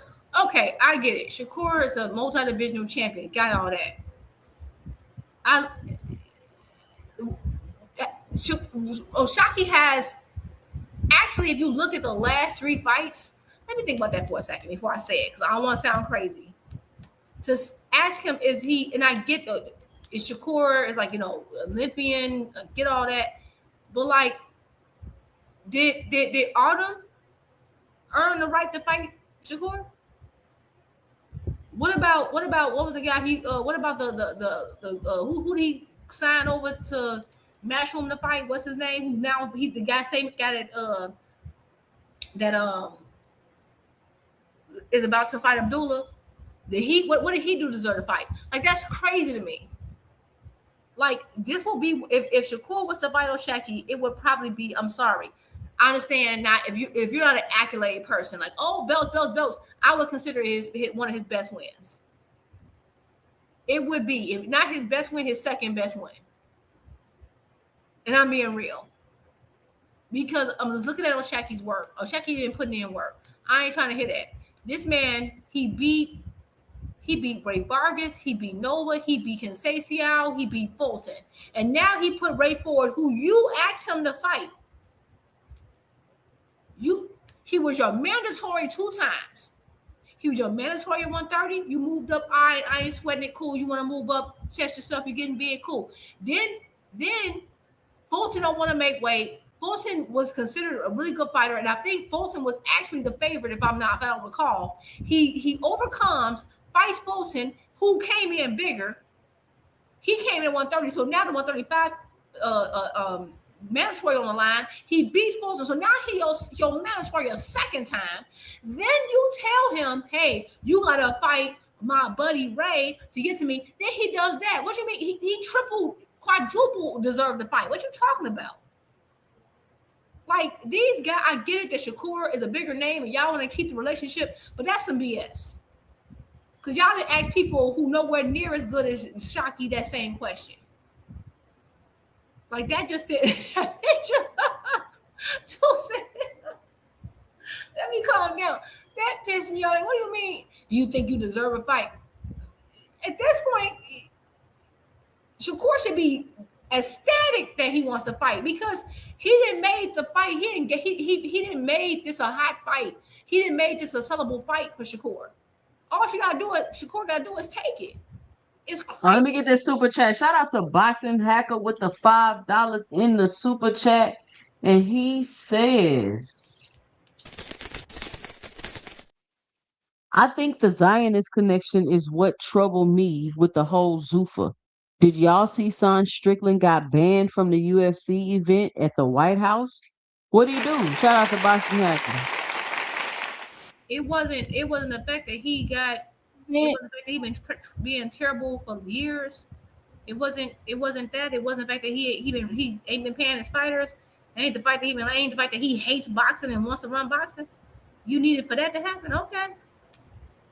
I mean, my thing is, I don't think this UFC White House card is gonna turn out how they thought it would, because I think when they came up with the idea, the whole political view since then has changed. And the people that they thought that were going to participate on the card ain't participating on the card. From my understanding, I don't really do UFC, so I don't really care, to be honest with you. But that's just what I'm hearing. So people really ain't trying to rock with it like that, from my understanding. But let's take a look at this we clip. didn't need nothing to happen to Strickland. We know who Dana White. We know who they align with. You know what they stand for. We don't need nothing to happen to Strickland to know that. All right, let's see. Somebody told me to play this, y'all. I do not like that nigga. I don't know that about it. I swear, on everything I love, bro. Had to knock his ass out. I mean, shit. He was kind of loading up, trying to. He was loading up, but yeah. It was one of those times you start touching it, letting your combinations go. And then he should have been. He was on the ropes and trying to like he is back. You ain't going to hit him. Yeah, real good. I told him. I said, sad body. He started hitting him to the body while he was on the ropes. Real good, but then he let him come out. Dictate that distance, right? Distance. That's what happened. He gave him distance. So you gotta take that away. Well, you got to switch shot. Exactly. everything I love. Yeah, I heard Shakur. I'm gonna whoop his ass, bro, on everything I love. He gonna whoop, he gonna whoop who ass? Shocking. Oh, he's on Shocky. Okay. I mean, hey, I love to hear that. I love to hear that. And of course, I got Shakur. I think Shakur's. That's why I don't understand this hesitation and the roadblocks and all that. I'm like, what, man? This is a ready-made fight for you. It's ready-made fight. Like, this is a chance for you to really like build your fan base. I don't understand why you wouldn't take this. I mean, because it's like I feel like Shakur gotta like. It's like a control thing. I feel like.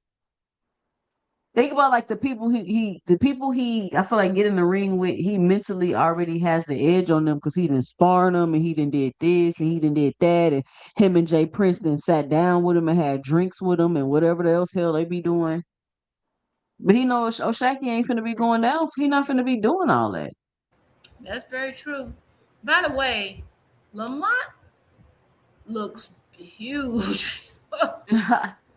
You see the muscles in his neck and shoulders? He like a hatchback. Did you? So Lamont and Shakur always been buddies? That's what I was gonna point out. Like, dang, how many people is in the crew? I can't take it. Oh my gosh, Shakur is stressing me out. He is tapping on my last damn nerve. Why are you befriending Lamont? I'm tired of these new friendships sprouting. Why can't he befriend the people at 175? But why when we see, but you, why you can't be friends with whoever you want to be friends with? Why when we see you cool with somebody, we like, oh hell, here goes somebody else. This nigga not finna fight. I just don't understand why you gotta have so many friends in and around your division. You mean to tell me you don't like nobody at cruiserweight? You can't hang out with nobody at strawweight? Be friends with them. And so you tell me you don't like nobody at junior welterweight. I mean, at junior welterweight, junior middleweight. Like, why can't you find friends that's not? I don't understand. I've never seen anything like this in the history of boxing. Me neither. Like, when did Lamont become cool? They was just calling each other out last year. I can't take it. I hate it. I'm sorry. This is like they are ruined. Like, 135 and 140 has the ability to be one of the greatest runs we've seen in boxing, and we can't get it because everybody want to have sleepovers and paint each other's fingernails. I can't do it. Get these niggas tongue kissing after sparring. All right, here we go. And then I went straight to it and had my capping. They ain't really with the smoke, they ain't really with the action, and I went straight to it and handled my business. So I feel like he ain't think I was gonna call his bluff. Yeah, I ain't gonna lie. A lot of people don't really call Shakur out, but I'll say this though: you said it in the ring. Everybody laughing because you keep calling them Lil Ray Ray. They laughing, Lil Ray Ray. All right, hold up. You said it in the ring though. You said I go to 140, but a lot of people are now saying they like looking at y'all together in that video, and people like, nah, Shaq, you looking too small for him. They like Shakur look bigger than you.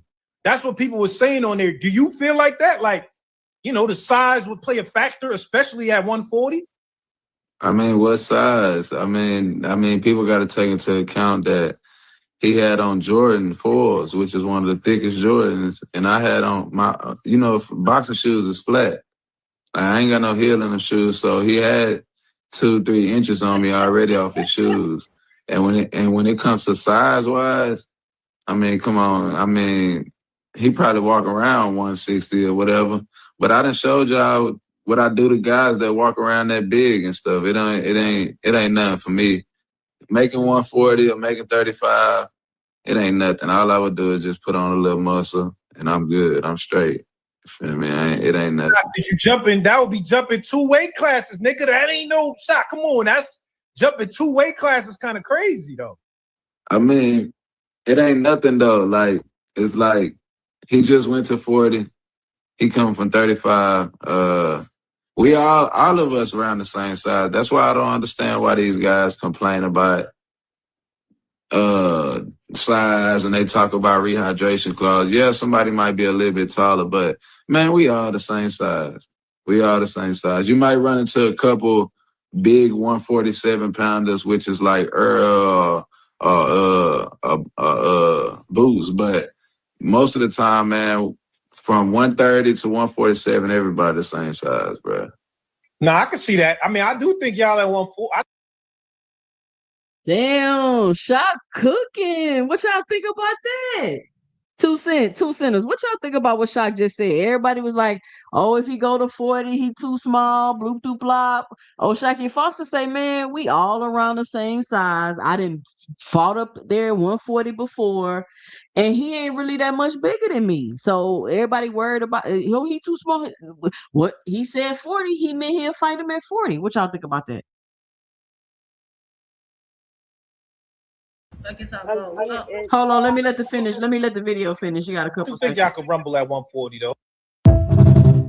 All right, what y'all think about that? I mean, again, he's the only one that's standing on business. He's the only one that's standing on business. He held up his end of the bargain twice, like Juke said, back to back. And he's right. I mean, how many times have we said it? And I would go over because hear that right. You know what I'm saying? One of them. We know Bam Rodriguez blows up. Like a lot of them are some, like he said, bigger guys in these weight divisions that have to shrink, all the way down. Now I will caution him because he said all I would have to do is put on a little muscle, okay, and you're gonna slow down. So you do got to be careful with that. But if there's anybody that I know that can do that, that will have the stamina and the wherewithal to do that, it is O'Shaquie Foster, because he had to do that against Cool Boy Steph when Cool Boy Steph was not in blew it. You feel me? Last year, I think we all remember that. We was like, "What the hell, Cool Boy?" So if it's anybody that can do that, it will be O'Shaquie Foster. I do not doubt that at all. But just be careful with wanting to put on that weight, and then not to mention, Shakur Stevenson will hydrate. He will be bigger than him. I don't care about no damn Jordans and between boxing shoes and all that other stuff. At the end of the day, Shakur is still gonna be bigger than him. Like that. That's for sure. What do you think, Jude? I thought the fact he said he had the Jordan. Oh, Shockey cracks me up like he on the Jordan 4s, and that's one of the thickest soles. He right though. He right. Wow. He right, but it's just like Ice Water is a right. He just always so like chill, like yeah, it's them shoes. Check the sole. That's what he said it. But I think he's okay. I agree with him to an extent, but it's beyond just height. And again, it could have been the fact that Shakur was wearing white, and white makes you look bigger, but like Shakur looked way thicker than him. He just looked, it wasn't just the height for me. It was the shoulders. He looked bigger than me. Do I think most of the guys competing in or around 135 to 147 are the same size? Yes, I do. And like he said, there is exceptions. Yes, I think there's exceptions at the top and exceptions at the bottom. Like, for example, 147, I think Boots is kind of big, but again, he was fighting. I didn't trip because he was fighting for the IBF. He was doing he had a rehydration clause every fight and still looked good, right? Except for when he unified. But other than that, that's what he was doing, right? And that's when he caught our eye. He couldn't go beyond 157, right? Meanwhile, you had guys at 135 blowing up to 165 the day of the fight, right? Something Boots couldn't do by fighting a larger guy. So I think a lot of them are the same size because they're draining down, so they don't have to fight people their size. I think there's exceptions at the top and there's exceptions at the bottom. I think at 135, you got people like Tank and Loma, who I think are true 135 pounders.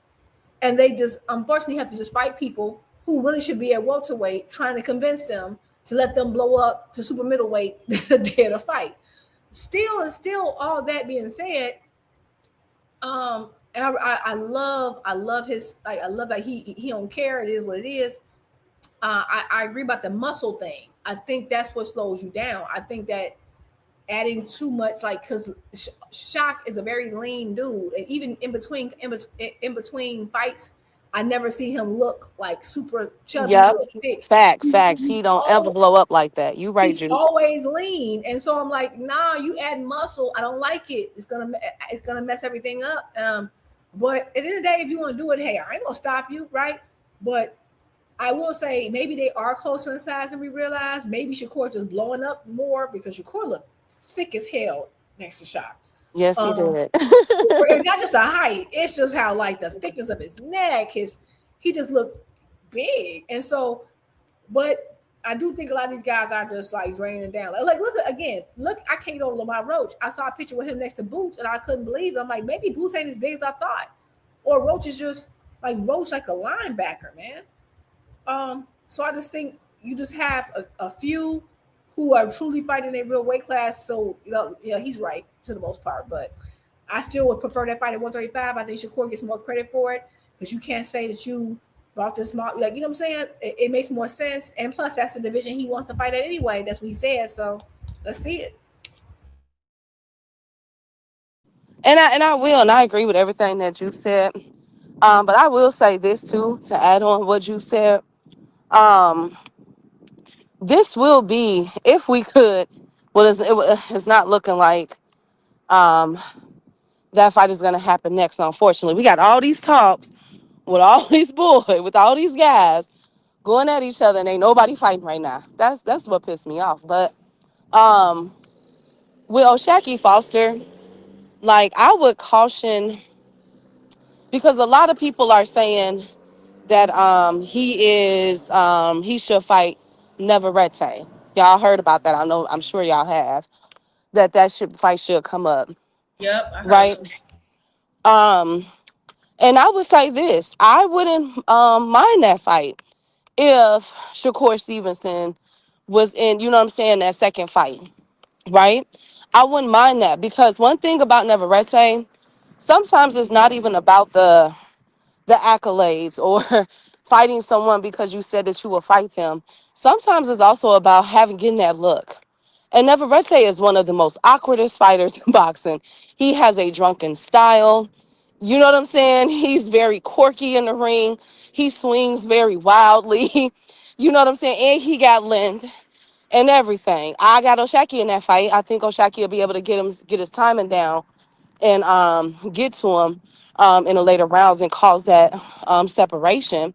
But I like that fight for O'Shaquie Foster to get that look. You know what I'm saying? Like, Raymond Ford gave him that come forward defense. Like, that was like, and to be honest with y'all, Ray Ford showed me some things I didn't even know that he could do in the ring.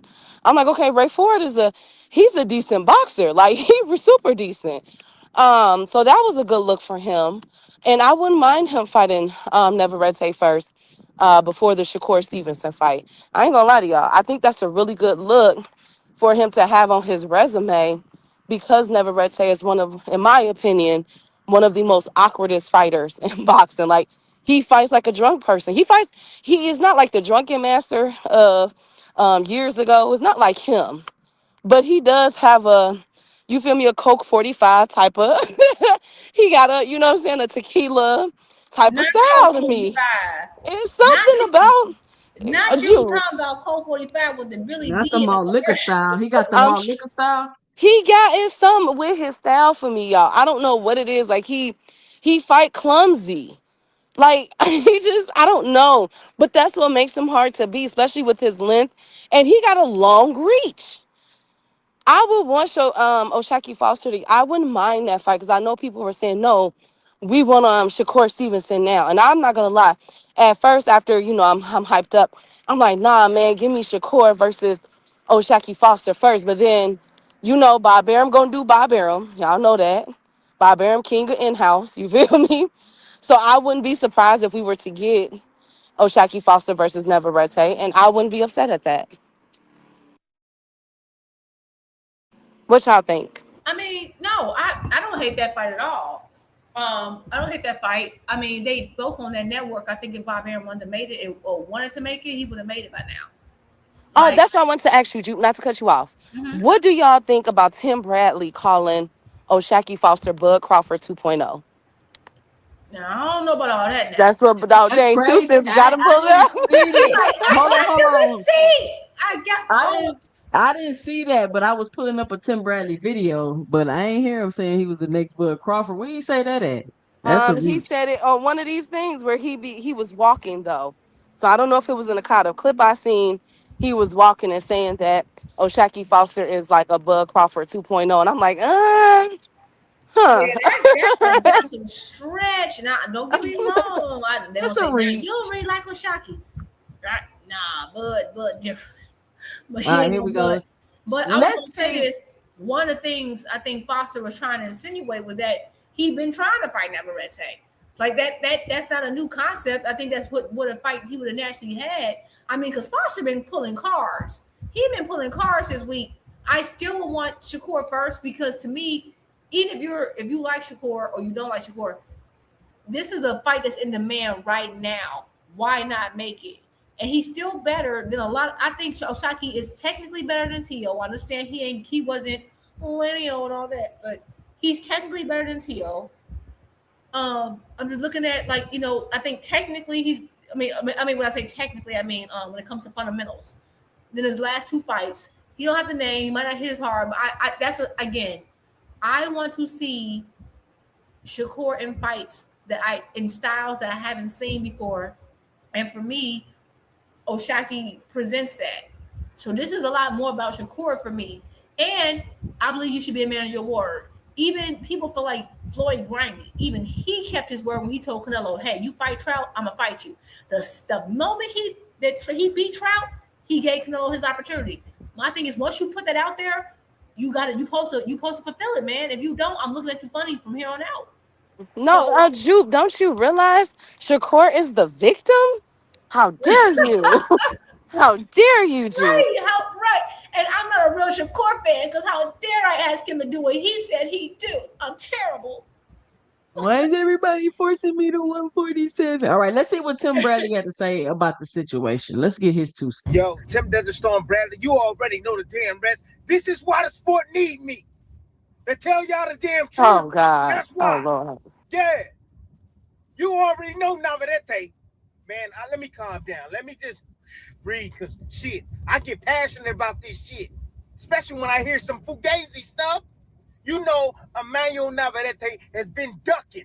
He has been ducking Shaqie Foster for years. For years. You know, Emmanuel Navarrete has... That's what y'all was just saying. Yep. Been in TR, Protective Services. Yeah. Protective custody. Yeah, he been in... Hey, TR been saving his ass from Foster. Trust me. Yes. Yes. Oh, yeah. Go ahead and look at Navarrete's resume. Tell me how many American brothers that he didn't face. Shit. What's that boy name is? What's the guy name? The little African dude. Yeah, he don't fucking count. He don't count. God. No, he don't count. Dog Bay. Dog Bay don't damn count. He don't count. Conseil Sal, he ain't American either. He don't count. Nope. Nah, yeah, come on, because this sounds a good fighter. Why the hell you think the fighters that he struggled? I get what he's saying. Shit. Villa struggled with him. Shit. All the guys that had some boxing skills, he struggled with. Come on now. Come on now. Shit. And then I'm talking about, see, they just be killing the dream, man. They be killing the dream. I know Tim Bradley wife be like, what the fuck? Why do you keep yelling? You been hitting the head. Wait, who is he? He said that Shaqie Foster like doesn't have a good resume. Is that what he's saying? No. He's saying Navarrete has a good resume, and I mean Navarrete, Shaqie got a good resume, and Navarrete been ducking him for years. And right, okay. He hasn't fought a particular style, and now I'm sitting here thinking about it, and I like him. I agree. That's still a good fight. I think Navarrete is just a hard fighter. I do like him. Do I see ways to exploit? Yes. But I'm just sitting here thinking about it, like. And that's the thing. Remember, I keep telling y'all how, like, when it comes to boxing, having a good resume, it's about how many different styles you fought. And I'm trying to think of someone anywhere near Shaqie's style that he's fought, and None of them. I mean, he and struggled so he against mentioned Bay, what was that? What was that European fighter? The guy who beat him. You talking about what's his name? Berichek. Brenchek. He struggled with that one. And that's when they was both drunk. Hell, did y'all see that fight? Well, he didn't struggle. He lost. No, but I'm just saying, did y'all see that fight? You saw how drunk both them boys looked in that fight. Yeah, that was Oh a my weird god. fight. But Berichek definitely won. But yeah. yeah, Brenchek won that fight, but that's the only one that I could. But no, he don't even fight. He don't fight like Foster. No, he doesn't. No one he's fought, and the only other person he beat, and he was saying like, "Oh, American brother got it," but he said Dog Bay. I said Dog Bay, but Dog Bay is not like the Black American fighting style. He don't fight like So I get what he said. He hasn't fought nowhere near as close to a Oshaki, and he is right. And I feel like Oshaki kind of alluded to the point that he tried to make that fight for a long time, and they ain't gonna let it happen. We know Top Rank used to protect certain fighters and stuff. Remember how Shakur had to fight to get what's his face? What's his name on face? I can't think of his name. Valdez in the ring. So I mean, hold on, let me say what's up to the new people. Shout out Toyota in the building, Curtis Robinson, Dr. Carbon, Crush the Legend, Cash Crypto in the building. Y'all make sure y'all punch that like and subscribe button if you haven't already. Who else we got new in here? All right, everybody else just sneak watching. Kadir in the building. Come on, it's like 60 people in here, only 4 people in the chat. But anyway, all right, so let's see. Let's see what else he about to say. Straight up, be saving Shakur ass. Nah, saving his ass. I'm telling y'all, this is the perfect build-up fight. Perfect. Shit. Oshaki Foster, Shakur Stevenson is a perfect fight. We just had the altercation in the ring. Man, everybody want to see this fight. Yep. Yeah, everybody want to see it. It don't get no better than this. Now that they fight, it ain't gonna be great. It's not. He gonna get out boxed. Now that they gonna get out boxed and embarrassed by Foster. Embarrassed. You're gonna see some skills from Shakur. You're gonna see some skills from Foster. It's a better fight. And the animosity is already there. Keep the momentum going. Shit, don't stop the momentum. Shit, catering to Navarrete. Navarrete's been ducking for years. Foster need to get that damn money. Get that money. You deserving of it, my boy. You deserving of it. Talking about, oh, he looked bigger than Shakur looked way bigger. What? Shakur ain't in no damn training camp. Shakur relaxing. Shakur still training, staying active, but shit, that's not his fight damn weight. He was in the ring with this man. Come on. Man, this is why I know y'all don't do y'all damn homework. This is why I know. Shit, y'all don't do y'all homework. Y'all not in it like me. I'm deep dive in this shit. Every day, all day. Shit. This the only thing I do. Shit. My wife said you need to pick up other habits. I don't want to pick up no other habit. This is what I love. Boxing. I don't need to do nothing else. This is what I know. Okay, Shit. okay, God dang it. We get it. Why is he screaming at us? Jesus. Baby, yeah, I couldn't. Baby, you have to go stay at your mama's house. All the She a strong woman. That's a strong woman. Baby, she better than me. You got to shut up. You got to go see your Like mama. we get it, Tim. You want the fight. We get it. Why he screaming at us in the car? He the type of man, as soon as he won the argument, he will not shut up. He will not let it go. He will keep having something to say. Those are the ones that get beat on. Those are the ones that women beat on. He's trying to be entertaining. He's trying to be entertaining. But he also said the type of guy that if he lose an argument, he's also gonna be screaming. He ain't gonna hear the end of it. So it don't matter. Can't win for losing. All right, I think we got like What more minute? 133, 138, 140. Shit, that boy, hey, I told y'all, he show up when he need to show up. Straight on. Outcast. That's what he is. He ain't by no damn rules. He got skills. Shit, he about the same size as Shakur. 5'8", 5'7". He got a longer reach than Shakur. What y'all talking about? He do? Yes. What y'all talking about? Yeah, Shaki arms that long. Talking about, oh, he's way bigger. Y'all don't know what y'all talking about. Y'all have no damn clue. This dude has been fighting at 130 his whole career, but he has jumped up and down for opportunities. He don't give a damn. He that skilled. He that confident in his damn self. Shaki Foster's a real one. And if you didn't know, now you damn know. Shit. No, we want to see Shakur and Shaki Foster. That's what we want to see. We don't want to see no damn Navarrete. That can wait. Navarrete's been ducking for years. His ass can wait. Shit. Tim Desert Storm Bradley, you already know the damn rest. And anybody got a problem, you know my damn phone number. Give me a damn call. And I'm out. And then I do think it's weird that there was so much for, Bud is jumping up to be great. He's daring to be great. And now with O'Shaki Foster, it's like it's so much vitriol. It's not, don't do it, Shaki. Or shouldn't everybody just know Shakur gonna win? It ain't nothing Shaki can do. He can't beat him. He gonna like so did y'all think Padley was gonna win?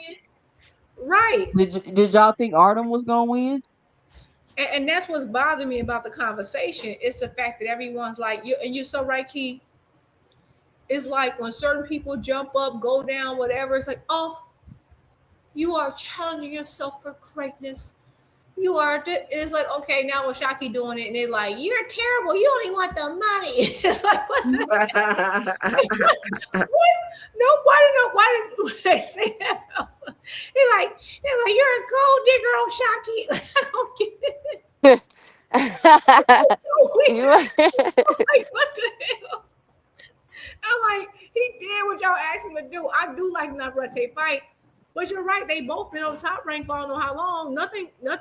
No one was calling. Okay, my thing is, all the people who's calling for that fight now, it's a good fight. But why would y'all calling for it? I feel like people didn't start calling for it until Shaki got on Shakur's ass.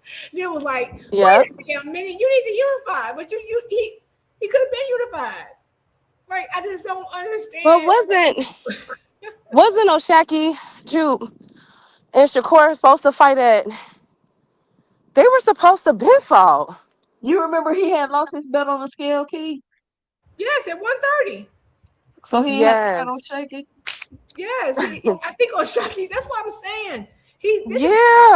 O'Shaki's been his mandatory 2 times. It's starting to look suspicious. Oh, God dang. I can't take up for Shakur on this one. Hold on, Jupe. Hold on. He's been this mandatory. What? Let's run that down. I think that's a little known fact. Let's run that down. So I would have to go back and look, but I thought O'Shaki was, at least I don't know if they had ordered it yet or about to order O'Shaki to be Shakur's mandatory at 130 before he moved. Yep. Yeah, and he never fought him. He never fought him. And so, that was one time. Then the second time, O'Shaki Foster fights Cool Boy. Cool Boy don't make the weight. So to incentivize Cool Boy, they say, okay, the 135 mandatory spot is on the line. So whoever won was going to be mandatory for the WBC. And O'Shaki won. So remember, they like, okay, O'Shaki's it's Shakur's mandatory. So that means O'Shaki's been Shakur's mandatory in 2 different weight classes. And then Shakur said, and then so Shakur got stripped. And remember, before that, Shakur said, the WBC don't move me.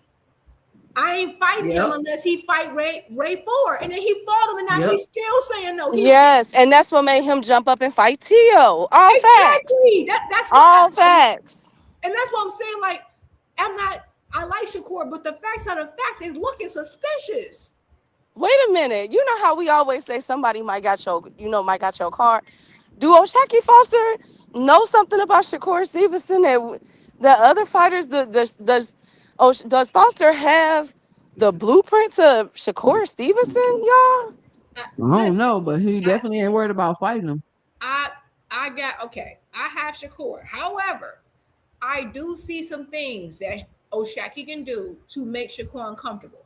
Like that's why I said I want to see people fight different styles. I have not seen Shakur, of course, and O'Shaki hasn't fought anyone like Shakur. That's clear. But I haven't seen Shakur fight anyone like O'Shaki Foster, and I'm wondering, can O'Shaki destabilize Shakur's lead hand? Because if he can, it's gonna be a problem. And O'Shaki can, he's not a switch hitter per se, but he can fight in both stances. And okay. So when I was watching the fight, right, this is what I saw. That's a great point, Jude. But this is what I saw, right? Remember how he kept turning Ray Ford? I'm sorry. Remember how he just kept turning Ray Ford? I felt so Yes. bad. Ray Ford was getting dizzy. Lord Jesus. And then he threw his ass. Then he turned him so much, he threw his ass out the ring. I'm like, God damn. He Oh my God. did it. I'm like, oh, Lord, somebody go get Ray. Pick Ray up. Lord have mercy. But one thing that I kept seeing when he kept turning him, you know how Shakur goes back? He goes straight back. Yep. I think that Foster can cut that off right there and meet him right there. Because I saw it when he was fighting, when he kept twirling Ray throughout that fight. I saw like he would twirl him and be right And in I his think face. Shock can punch when Shakur's punching. Yep. And I Yes, he think can. Right in And he between got the his reach. shots. And he got the reach. right. And so I think, and that's what I'm saying. Like I think it will be more competitive than what people think it is. I think Shaq can give him some looks. I would think Shakur. I want to see Shakur take it to another gear, and I feel like maybe Shaq is the style that can bring that out, because that lead hand domination that Shakur does, I can see Shaq find a way to destabilize it. Maybe he might not be able to, but with that reach, and also, what if they get in there and Shaq starts going on the back foot? That's not Shakur's forte. And now Shakur has to be the It's aggressor. gonna be a boring ass fight because Shakur ain't gonna I be the mean, aggressor. but you might have to now. But Shakur might feel more confident because you're the bigger man in there. Because See, this is why Shakur should have took that Puyo fight. That's such a good man. oh, that'd been a good fight. Yeah. But I think sometimes two pure boxers can have a very good fight because they're not as apprehensive towards one another. So, and then sometimes two power punchers, it doesn't get good to the end because they're both very hesitant of each other. And I feel like they won't be as hesitant because they're not worried about what's coming back as much. You know what I'm saying? But I want to know, like, I want to see, just like he kind of took away Ray's lead hand. I want to know if he can do it with Shakur, and if he does, okay, what is Shakur's counter? That's why I want to see it. I haven't seen. And he took away Ray's foot too. Yeah, Footwork was trash during the last of them rounds. Like, oh my his God. footwork was great. I still think Shakur is better, but I mean, I don't know. I need to see it. I need to see, because I remember seeing, this is what bothers me too. There was that one fight, and I really think it's because he didn't listen to Moses. Remember, he was fighting, was it Artem? Who was it? Or was it the Japanese young man? Remember that time when he was fighting and he was trying to get a knockout and he wasn't listening to his coach because they was trying to tell him how to cut the ring off, and he wasn't like they told him to double jab into it, and he was going for the knockout. He went, like, Shakur went to, like, there was a few times that he hurt him, went into the shell, like, and came for it, and he didn't get the knockout, and he was arguing with Moses in the corner. And then when he got out, Bud told him the same thing, and he was arguing with Bud. I'm saying, like, man, you need to listen. And I realized he didn't cut off, so I'm like, okay, maybe he just wasn't listening. Cause I'm like, you should better cut that ring off better, and he didn't. But how many opportunities has Shakur had to cut the ring off? He don't ever have to do it. You see what I'm saying? Yeah. So it's just, you gotta think about things you seen people do. What if they don't want to come forward that night? You gonna have to be the aggressor. And two, it's gonna be really about the head games, because right now, O'Shaki Foster is winning that match with the head. You know what I'm saying? With pause, but with getting in getting in that fighter's head, making him, you know what I'm saying, just irritated and everything else. How Shakur was acting, and how he's continuing to act, it's that hit, what I'm saying, living rent free, like how Ryan, exactly, that's a great word, mind games. Is how Ryan Garcia was able to get Devin to let his hands down. Because they thought this was gonna be easy. You feel me? Ryan ain't all there. And then he got in the ring and was like, oh, you know what I'm saying? These niggas is real. You feel me? He had a wake up moment. Let's see the mind games. Exactly. Let's see the mind games, how the mind games gonna work out if this fight. Like, this is a very, very interesting fight. Right. Very And that's interesting why I want fight. it, because I feel like I want to see how well rounded Shakur is. I believe he is. When I started watching, what made me like Shakur when he was at 130, standing right in front of dudes, making them miss, bow, more offensive countering. I was like, oh, he cold, shorty cold. So I want to see more of that, and I want to see you have to, cause like you have to. I like well-rounded fighters. Now, every fighter I like is not well-rounded. Again, one of my favorite fighters is Wilder. So I'm pretty diverse, right? So I just want to see what that looked like, and I just feel like you were not going to get that out of someone like we weren't going to get that from a T.O. I kind of had it in my head how that was going to go. I think O'Shaki presents that. I think Shakur should win because you're still the bigger man, and you might not be as hesitant because I don't think you feel like O'Shaki can't really hurt you, So maybe you'll take more chances, but I just want to know, like, what if O'Shaki get on the back foot and trying to slip, bow, hit, bam, keep going back, and now Shakur has to go on the front foot and stalk. And the last time he did that, he got into a whole fight with Moses because of what he jabbed in and was going back and forth about why he didn't stop him, and he absolutely could have stopped him. I think he needs to listen to his granddad. He didn't, but he's not used to doing that, right? So I just want to see what if that happens. And then what if they just meet in the middle and just play this game and Shaki got that extra reach? How do you get around that reach? And I know I'm not saying O'Shaki is Andre Ward. Andre Ward is one of the most underrated fighters in history. But like, I don't know if y'all saw that clip with Shakur and Ward, like, just kind of like, shadow box each other, kind of boxing, play. Yeah, I saw that. And he said, if I control your lead hand, I'm like, Ward, shut up. You're giving it away the sauce. And It showed like he had difficulty. You can't punch where Shakur is. You have to punch where Shakur will be. And if you get the timing down, that's what I'm starting to think. Maybe Shaki right about that sparring match. I think both. Now, and that's why Ryan, and that's exactly why Ryan would drop Shakur, because he could get to where Shakur is going before and catch him. And Ryan and Ryan's explosiveness and got reach. Yeah. And Ryan's explosiveness. That's what I'm saying. People think it's crazy, but Ryan Garcia could just fucking drop Shakur Stevenson. I don't give a damn what y'all talking about. I think Shakur, like I leave Shakur with shot. Him and Ryan, I think Ryan is dangerous for anybody. Ryan is dangerous for everybody. I don't care. You can be more skilled than him. You can be more. It don't matter if he catch you right, and especially multiple times. I don't care who you are. He caught Tank that time. Tank didn't let him catch him again. He like, not again, nigga. Like, excuse my language. Like, it won't happen again, right? He made sure that didn't happen again. You have to be, so I just think that. So I'm not going to rule it out. I think Shakur is a better overall fighter. But again, we have to see the fights. We can guess all we want. And I just think, like, there's a reason why I press style matchups. You don't know what you're working with until you see them fight these different styles. I don't care if they got a whole bunch of accolades. I don't care if they got, I was a ring champion. Now you have to see, because you can get the accolades by fighting the same styles over and over again. It just means you're proficient at defeating that style. But if somebody coming in on some stuff that you ain't seen before, how do you adjust? How do you figure it out? You know what I'm saying? That's what I want to see that fight. I know people think it's boring, but I love boxing, and I love the X's and O's of boxing.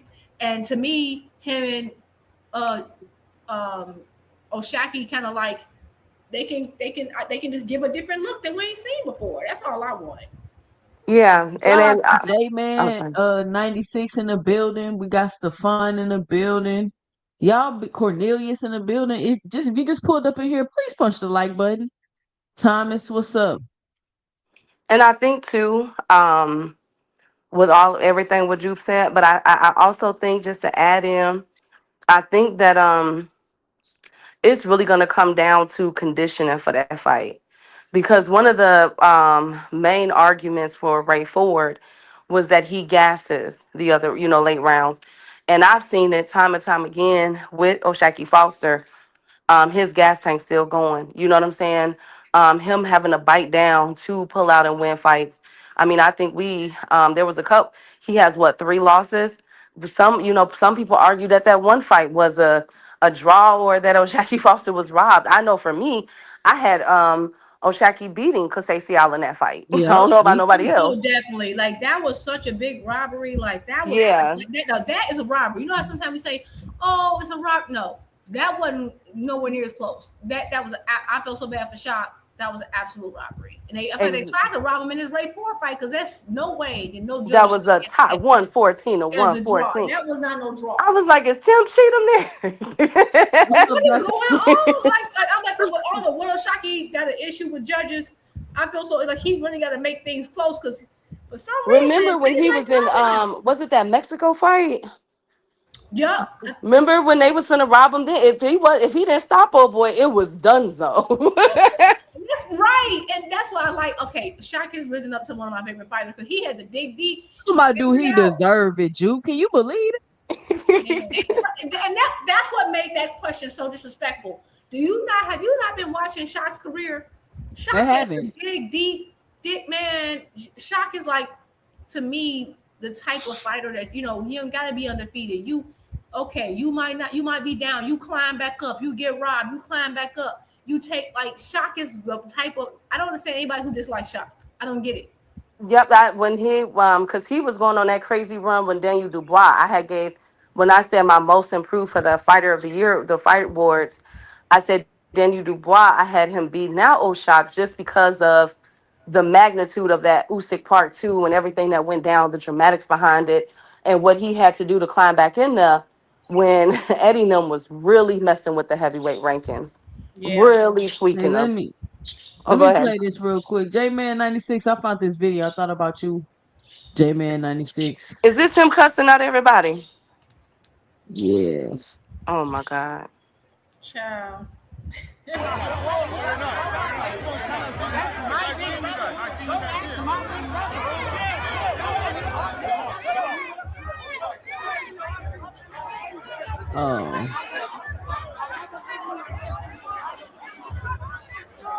Oh no, that's not the video.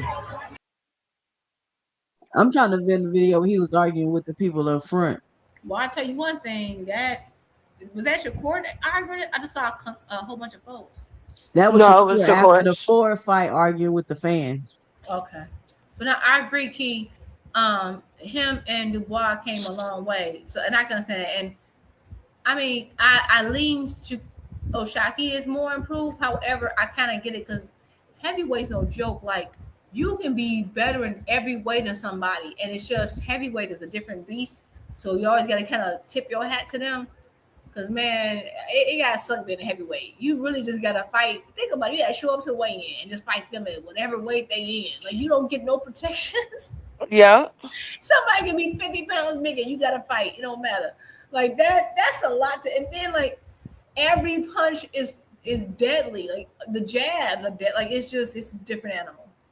So. Exactly. But no, so for that question to even come out, like, it's like, bro, do y'all even truly follow boxing like that? Like, what other opponent do y'all know have worked up to get a fight like that besides Daniel Dubois and David Benavidez? Girl. Like, you talking about fighters, they done threw everybody in front of them. It's like that scary movie scene where old girl was running up the stairs. She threw her grandma, the bike, the piano. It's like that's what they're doing to O'Shaquie and them, like, and David Benavidez and Daniel. That's what they tried to do to Daniel Dubois. Like, they threw everything at them boys, and they kept, you know what I'm saying, knocking them down. They do, and like I don't care, and or like it's just crazy. And the problem is too the people who speak boxing, like a lot of these boxing folks, like no disrespect to Najee, I think he's doing a great job. I don't really watch the channel that much, but I'm seeing he getting a lot of good interviews. The thing is that a lot of people who are in boxing media are not as knowledgeable about boxing. It's like the same thing going on in hip hop. The media don't really follow the hip hop like that. So like you're like, oh, do you think you deserve it? That was an asinine question, but he don't know it's asinine, and it's probably because he don't follow it. I'm assuming. I'm just trying to get a bit of a doubt. I don't think he's been. I'm trying to assume that he's not being a butthole, right? He probably just hasn't looked at it. Like I saw, like what is it? I saw some interviewer on the hip hop panel was like, well, I didn't know Jay-Z wrote Still Dre. I'm like, what hip hop head don't know that? Like what? Like, they didn't know that. Yeah, academics. He was like, well, I'm a hip hop head, but he's like, oh, Jay-Z wrote Still Dre, but he claims to be like a hip hop historian and stuff. Like, how everybody? Who said that? Academics. Academics said he get on my nerves. He didn't know Jay-Z wrote Still Dre, and like, who don't know that? Like what? Like, and they don't know anything. They just popular at the moment, and it's just like okay. So I see the problem is that you have people who are popular and they're not, I ain't right. I ain't mad if they hustle, get your money. I'm just saying like that's kind of why you get questions like that because they don't really like they kind of just start watching. They not following it like they're not watching all the fights. But yeah, that was disrespectful to Shaq fight. You better be glad that was he asked that question on Shaki Foster and not Tank. Tank would have cussed his. Well, he was taking already. I know, but just imagine if they would have passed it up and he would have said, do you think that they should even be considering you for a fight? Oh my God. Could y'all imagine how many I can't even count how many curse words Tank could say. You had to get carried out the room, man. That would have been hilarious. No, but I'm with you, man. I would love to see that fight. You already know what Tank will say. You a eater. I ain't got time. Tank is ridiculous. Yeah. I'm with you though. I would love to see Shakur versus O'Shaquie Foster. I get it because you know a lot of things people talk about is his losses. A lot of them losses, man, shouldn't even be losses. You feel me? And even if that's the case, the man like look at what this. Why are they talking about his losses if he been winning? And that's what somebody in the chat said. He said O'Shaquie Foster got 3 losses and had too many close fights for Shakur. I don't mean nothing. That don't even make sense. What does that have to do with him fighting Shakur? What? Do y'all see how they just making up stuff? They like, hell no, that nigga had to tie his shoes twice yesterday. They like, he don't need to fight Shakur. He had to tie his shoes twice. Like, what? What does that have to do with him fighting Shakur? Like, to me, sometimes the losses make you better. Like, I'm sorry. Jermell Charlo got better after he lost to Tony Harrison, although I didn't really think he lost. But sometimes you get better after the loss. Look at Canelo. Losing to Floyd was one of the best things that ever happened to his life. He never would have been that good if he didn't lose to Floyd.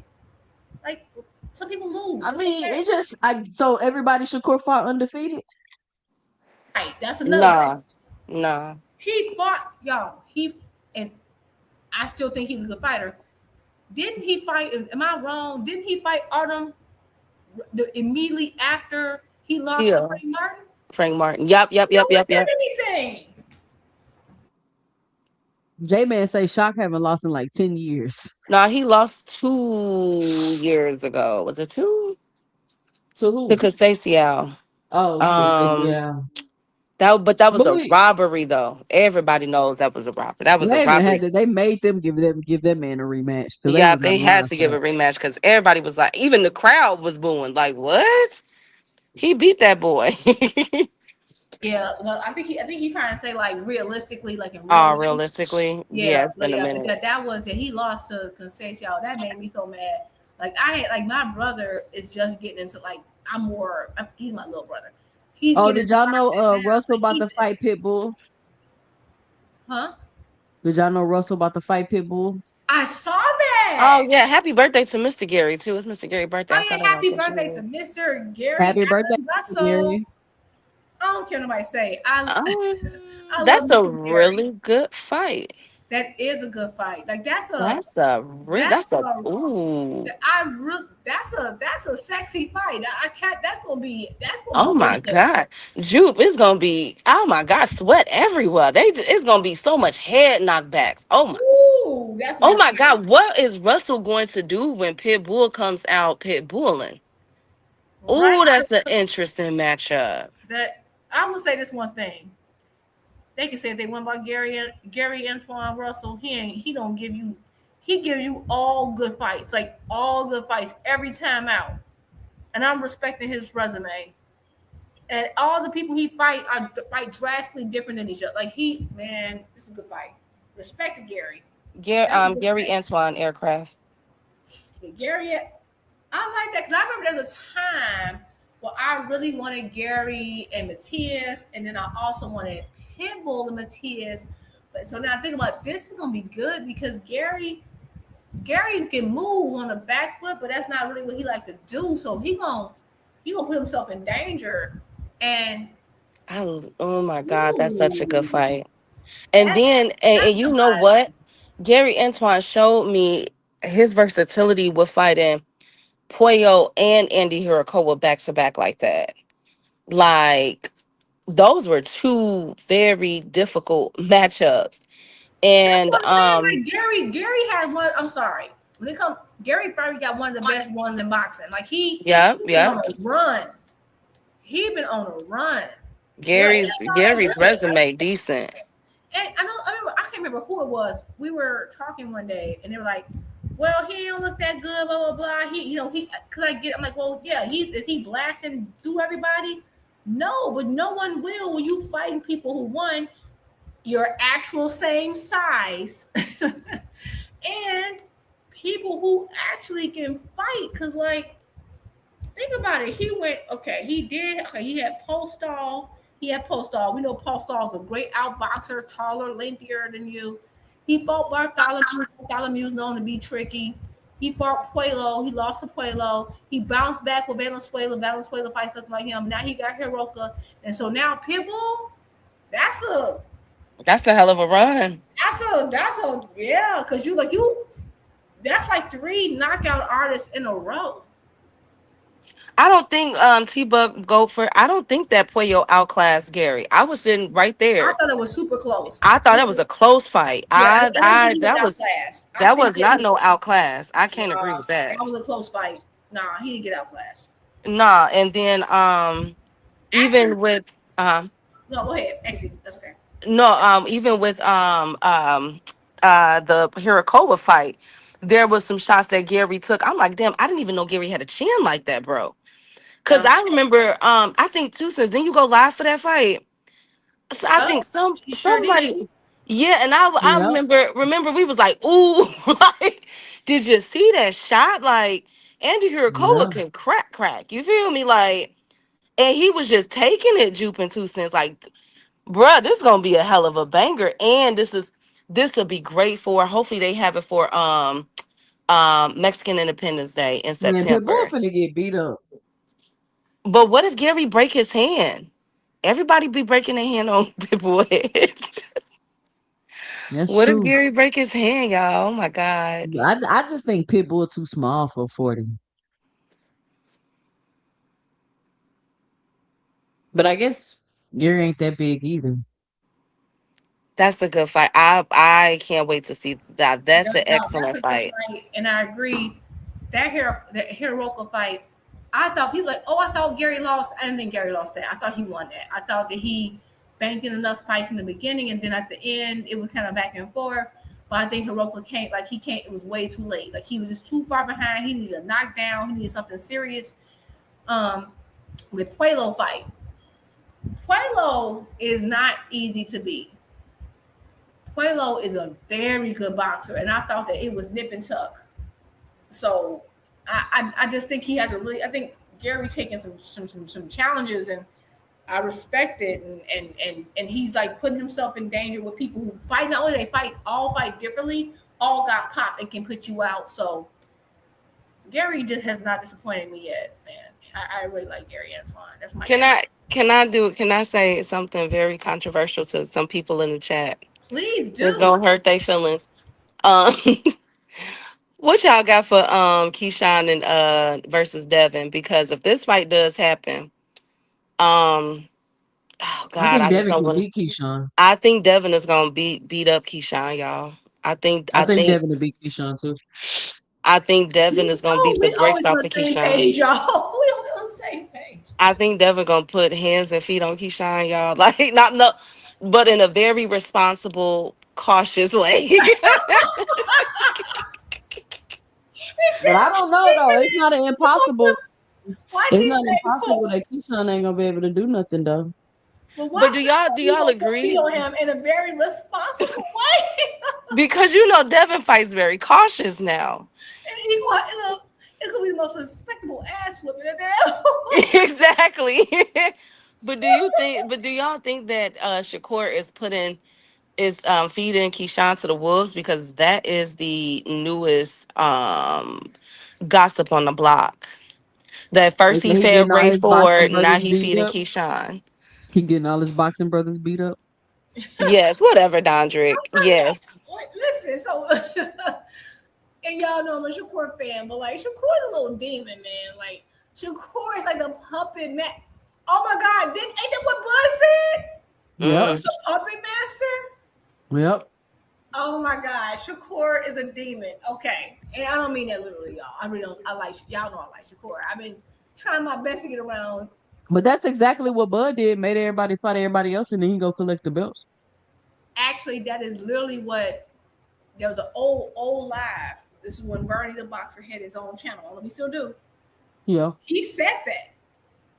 Bernie the Boxer said we're gonna let him do this, all this wear and tear, and then we're gonna come and get all the belt. I promise you, he said it. He said it. He said it. And so, so that's the thing. It's not because I don't believe in Keyshawn. I think Keyshawn is an amazing talent. But like, why? This is what's so messed up about what irritates me. The best situation was for Shakur to be at 135, Keyshawn to go to 140. To me, Keyshawn looks great at 140. You're not struggling to make the weight. You look super comfortable. Why are you rushing up to 147? And I think about the last person I knew who rushed up a weight class was Broner. And he was never the same. But I'm not saying that's what he will do to him or nothing, because I'm not discounting Keyshawn's talent at all. But my thing is that I feel like he's not living his own path and think about your whole career. It's y'all too connected. Y'all too connected. So you got so Ray Ford. Now your trainer is your trainer is Shakur's cousin. Why? Keyshawn, you had Bomac. You abandoned Bomac because now you got Shakur. Like Shakur has his tentacles all wrapped around all these folk. Now Shakur granddaddy is Keyshawn's trainer, right? Yeah.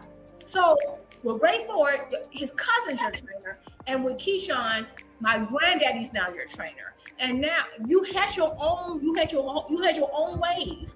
You stopped your wave to jump on someone else's wave. And I'm not saying you can't have the same trainer sometimes. No, but I can see if it wasn't working with you on Bomac.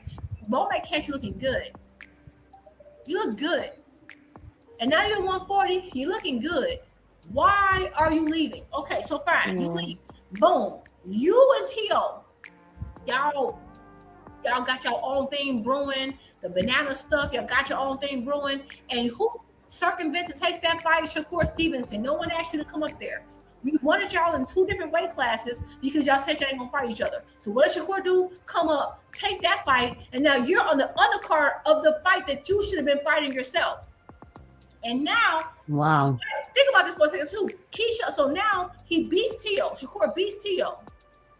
Keyshawn is now ranked number 1 for the WBO that he beat off T.O. So then within a blink of an eye, Keyshawn goes from number 1 for Shakur's belt to number 1 for Devin's belt overnight. No one thinks that's weird? I think it's hella weird. Wow. Run it down one more time, Juke. Run it down one more time. So Keyshawn, after he beat Jermaine Ortiz, he was ranked number 1 for the belt that Shakur won off T.O. So if you looked at the WBO rankings, Keyshawn was number 1 for Shakur's belt. So now he fights again. He fights what's his face? The rematch we didn't need. And now suddenly they're telling us that, hey, his team asked for him to be a contender at 147. Somehow you jumped everybody that was ranked at 147 to be ranked number 1 at 147 for Devin belt. So you went from number 1 for Shakur belt to number 1 for Devin's belt overnight. Yep. You never fought at one. You're not a champion, and you never fought at 147. But somehow you're number 1 for Devin's belt, and you don't find that and you didn't even keep your belt when you got it. You lost it on the scale, so you really just been a belt holder. Right. And at 140, you're not a champion. So why are you getting boosted to the number 1 spot for Devin? You only fought. I can understand if you're a champion coming up. You're not a champion at 140. You don't have a belt. So, so you beat out Jack Catterall, you beat out Manny Pacquiao, you beat out Barboza, you beat out Rajan, all because you fought 2 times at 140?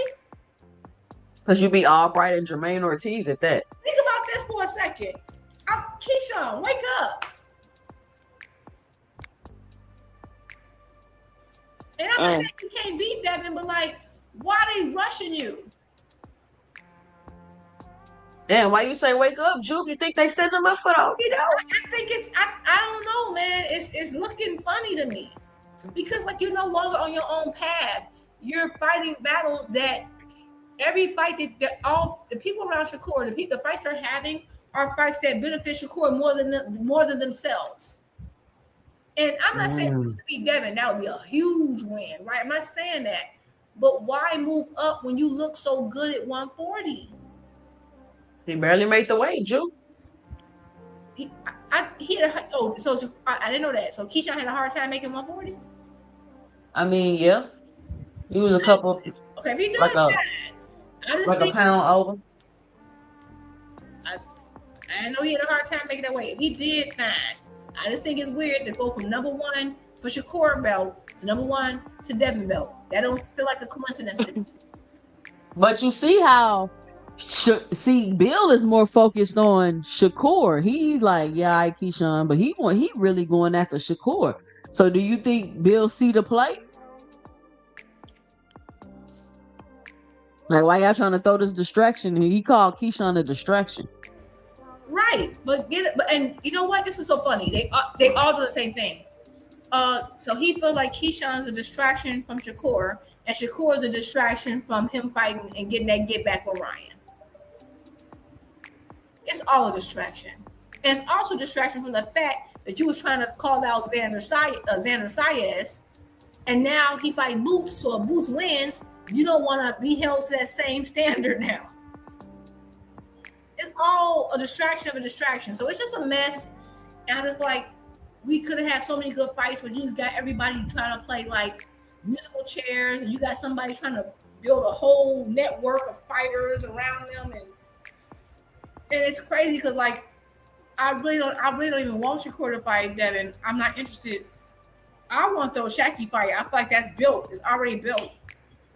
But ZUFFA has to have their say, and they need their name. So it is what it is. But I mean, this is another pattern I noticed with these guys, and then we're gonna pass the mic and close it out. Shout out to everybody that joined me tonight for another ladies' night show. Ladies, listen, I got something big coming up, coming soon.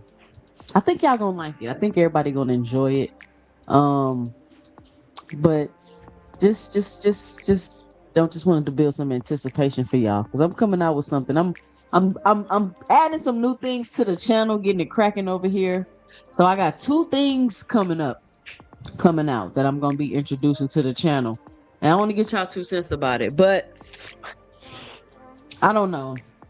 Keyshawn, Shakur, it's strange what's going on with them right now. Bill wants to fight Shakur. Keyshawn wants to fight Devin.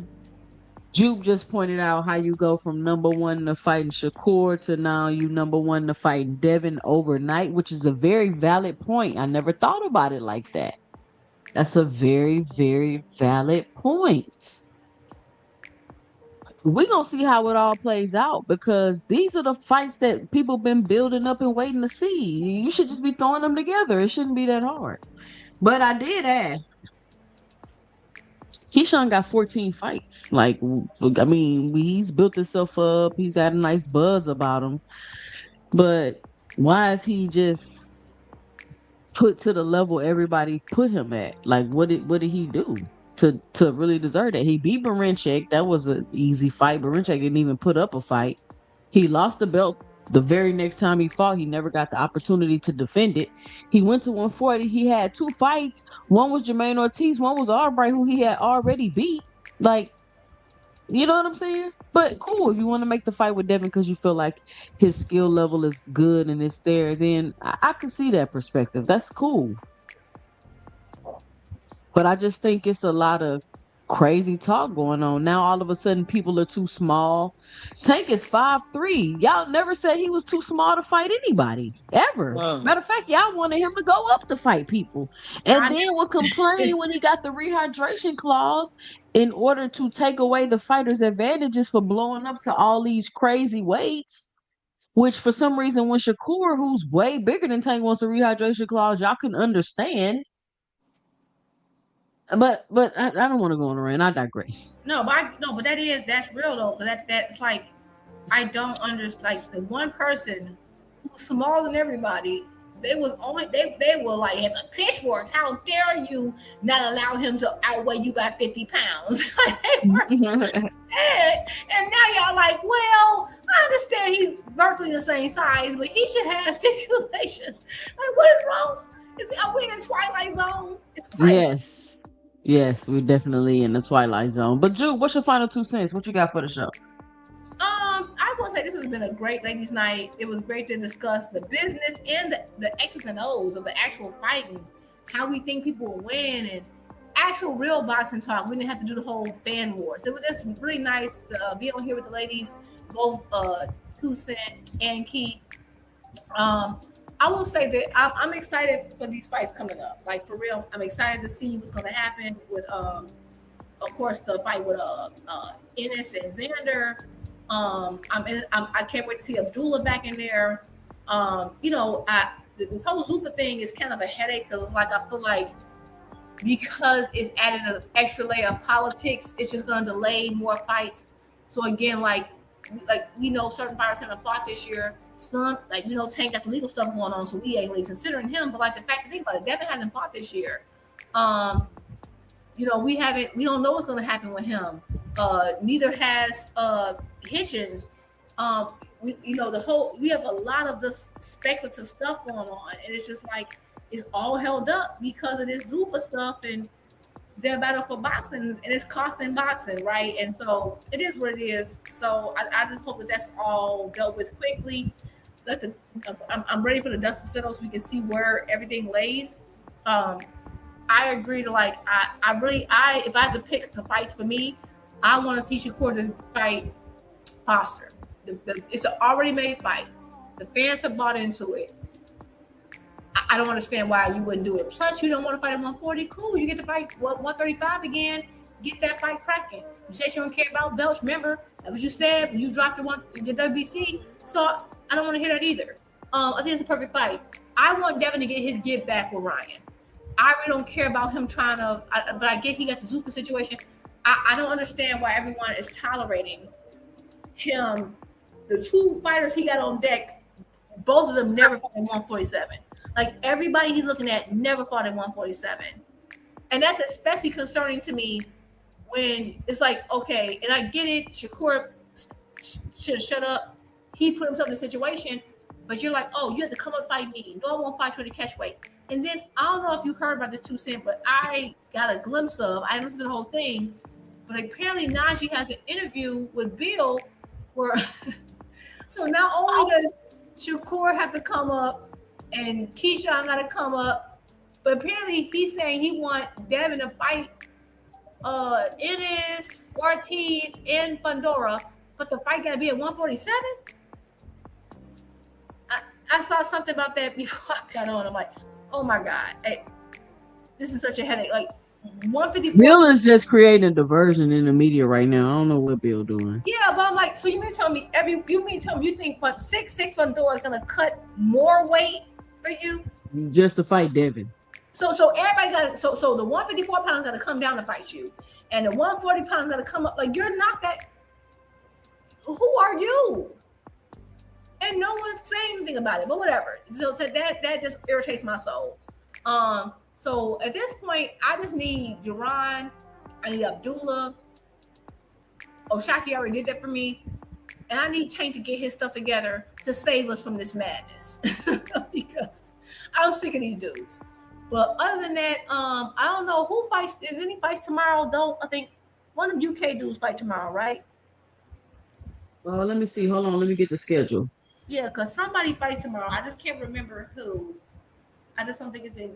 I think it's in the UK. But I was gonna say the Chris William Smith and Ryan Rozicki, Josh Padley, and Aqui Fias fights tomorrow. Padley fight tomorrow. Okay, somebody called him Padwork Padley. Padwork Padley. Okay, cool. So we got some fights tomorrow. I'm excited for that. But other than that, I ain't really got much. I ain't gonna hold y'all. It's an amazing night of boxing talk, ladies, and y'all have a good night. Good night, 2Cents. Good night, Key. Talk to y'all later. All right, shout out to Jew Key with the freaking T. Key, I'm hearing they want to lock Tank up because he didn't get a travel pass.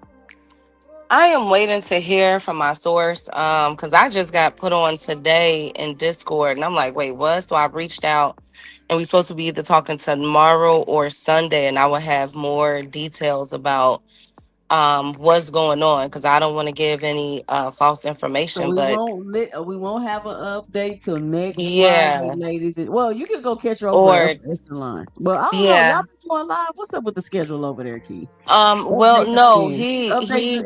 Update everybody. Well, last week was his daughter's graduation, and then as soon as that occurred, he lost somebody close to him. So y'all keep up in his prayers. He's actually getting ready for the funeral and the repast. So that's why we haven't been on. So I'm really just waiting on him, but of course give him all the time because he was really close with this person in his life. So just be, send up y'all condolences and prayers for his family during this difficult time. But I just got put up on game with that. Again, from my understanding, Tank has been training. I do know it's looking like, his return won't be until the fall, which was a given. Since they continue to push these court cases back and back, it's just continue to be delayed. And that you can look at it at both sides. That could be a win for Tank because if they had it all, if they were confident, then it would be a speedy trial as they requested. So let's see how this plays out. I have some more details coming soon because this is all crazy to me, all this stuff that's going on, especially with the civil suit portion of it. But yes, they are trying to do some craziness to him over all of this, all this whole situation. But how I want to end it is we are now on month 14 of Devin, Duck, and Ryan Garcia. Devin decided to go all the way to ZUFFA boxing so that he would not have to face Ryan Garcia. And that's my point that I'm standing on. I don't care what y'all say. Because instead of Devin bringing up his third fighter, or second or third, one of the two, to fight at 147, he's bringing up another fighter instead of fighting Ryan Garcia and getting a unification bout made. That speaks about volumes to me. I don't like that at all. And then to keep it on, Shakur, I don't know,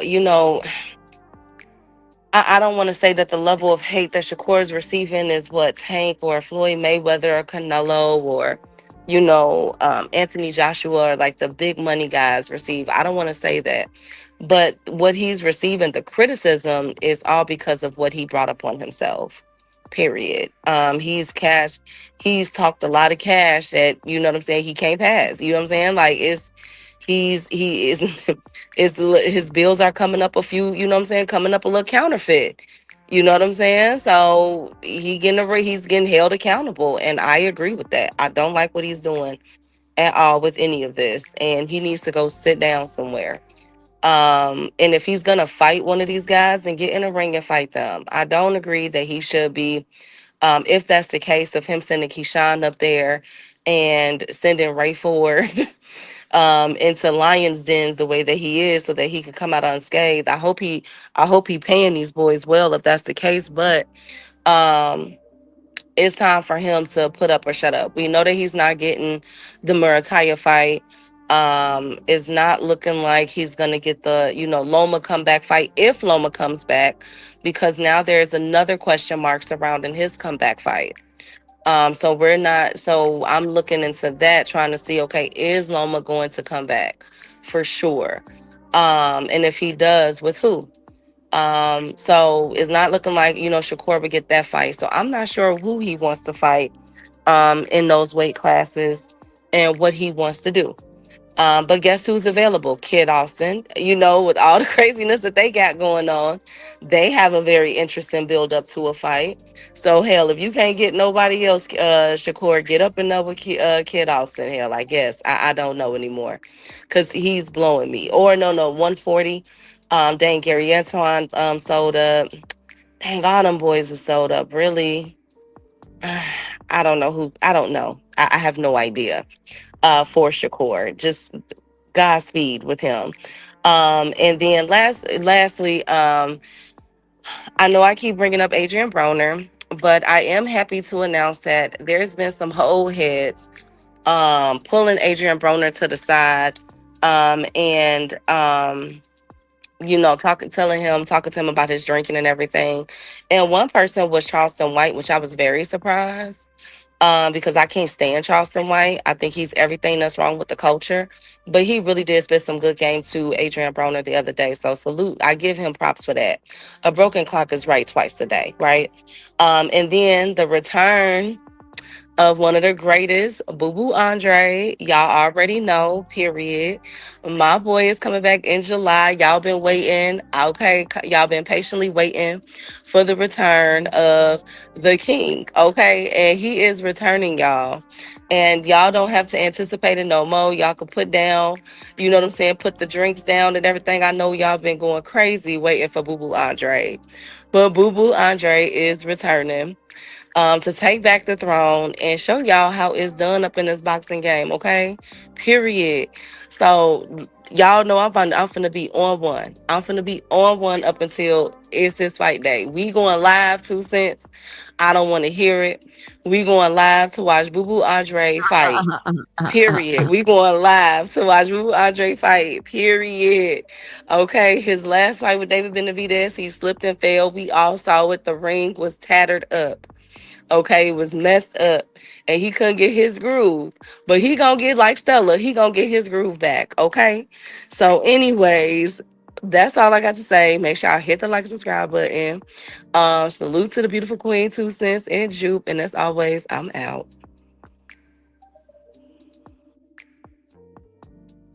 Shout out to Key with the T.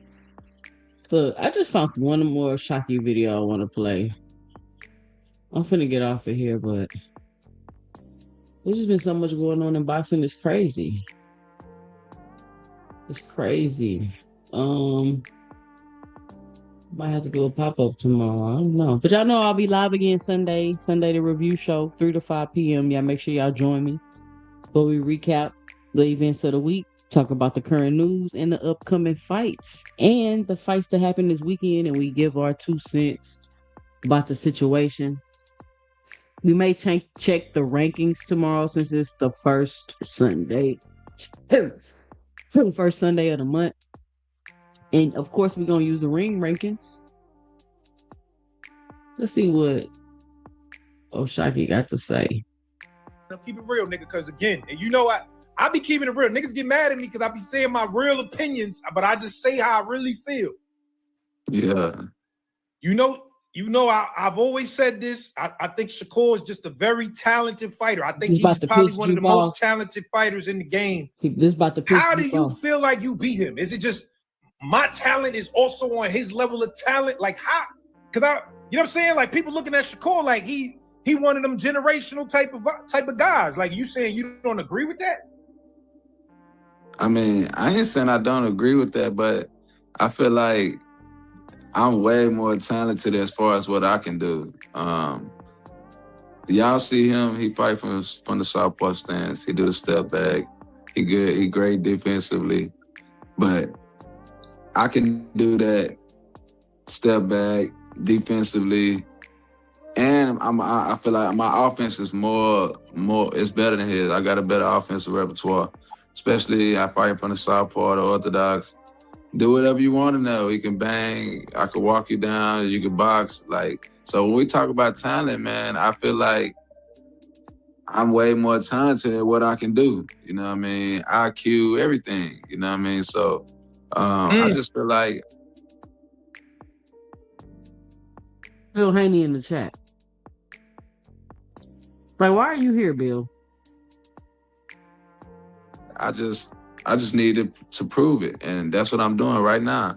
If you look at my resume, I got tall, short, pressure fighters, boxers, elite guy. Like, it don't matter who they throwing in front of me. I'm literally, you know, adjusting and I'm taking care of business. So, you know, I feel like that's rare.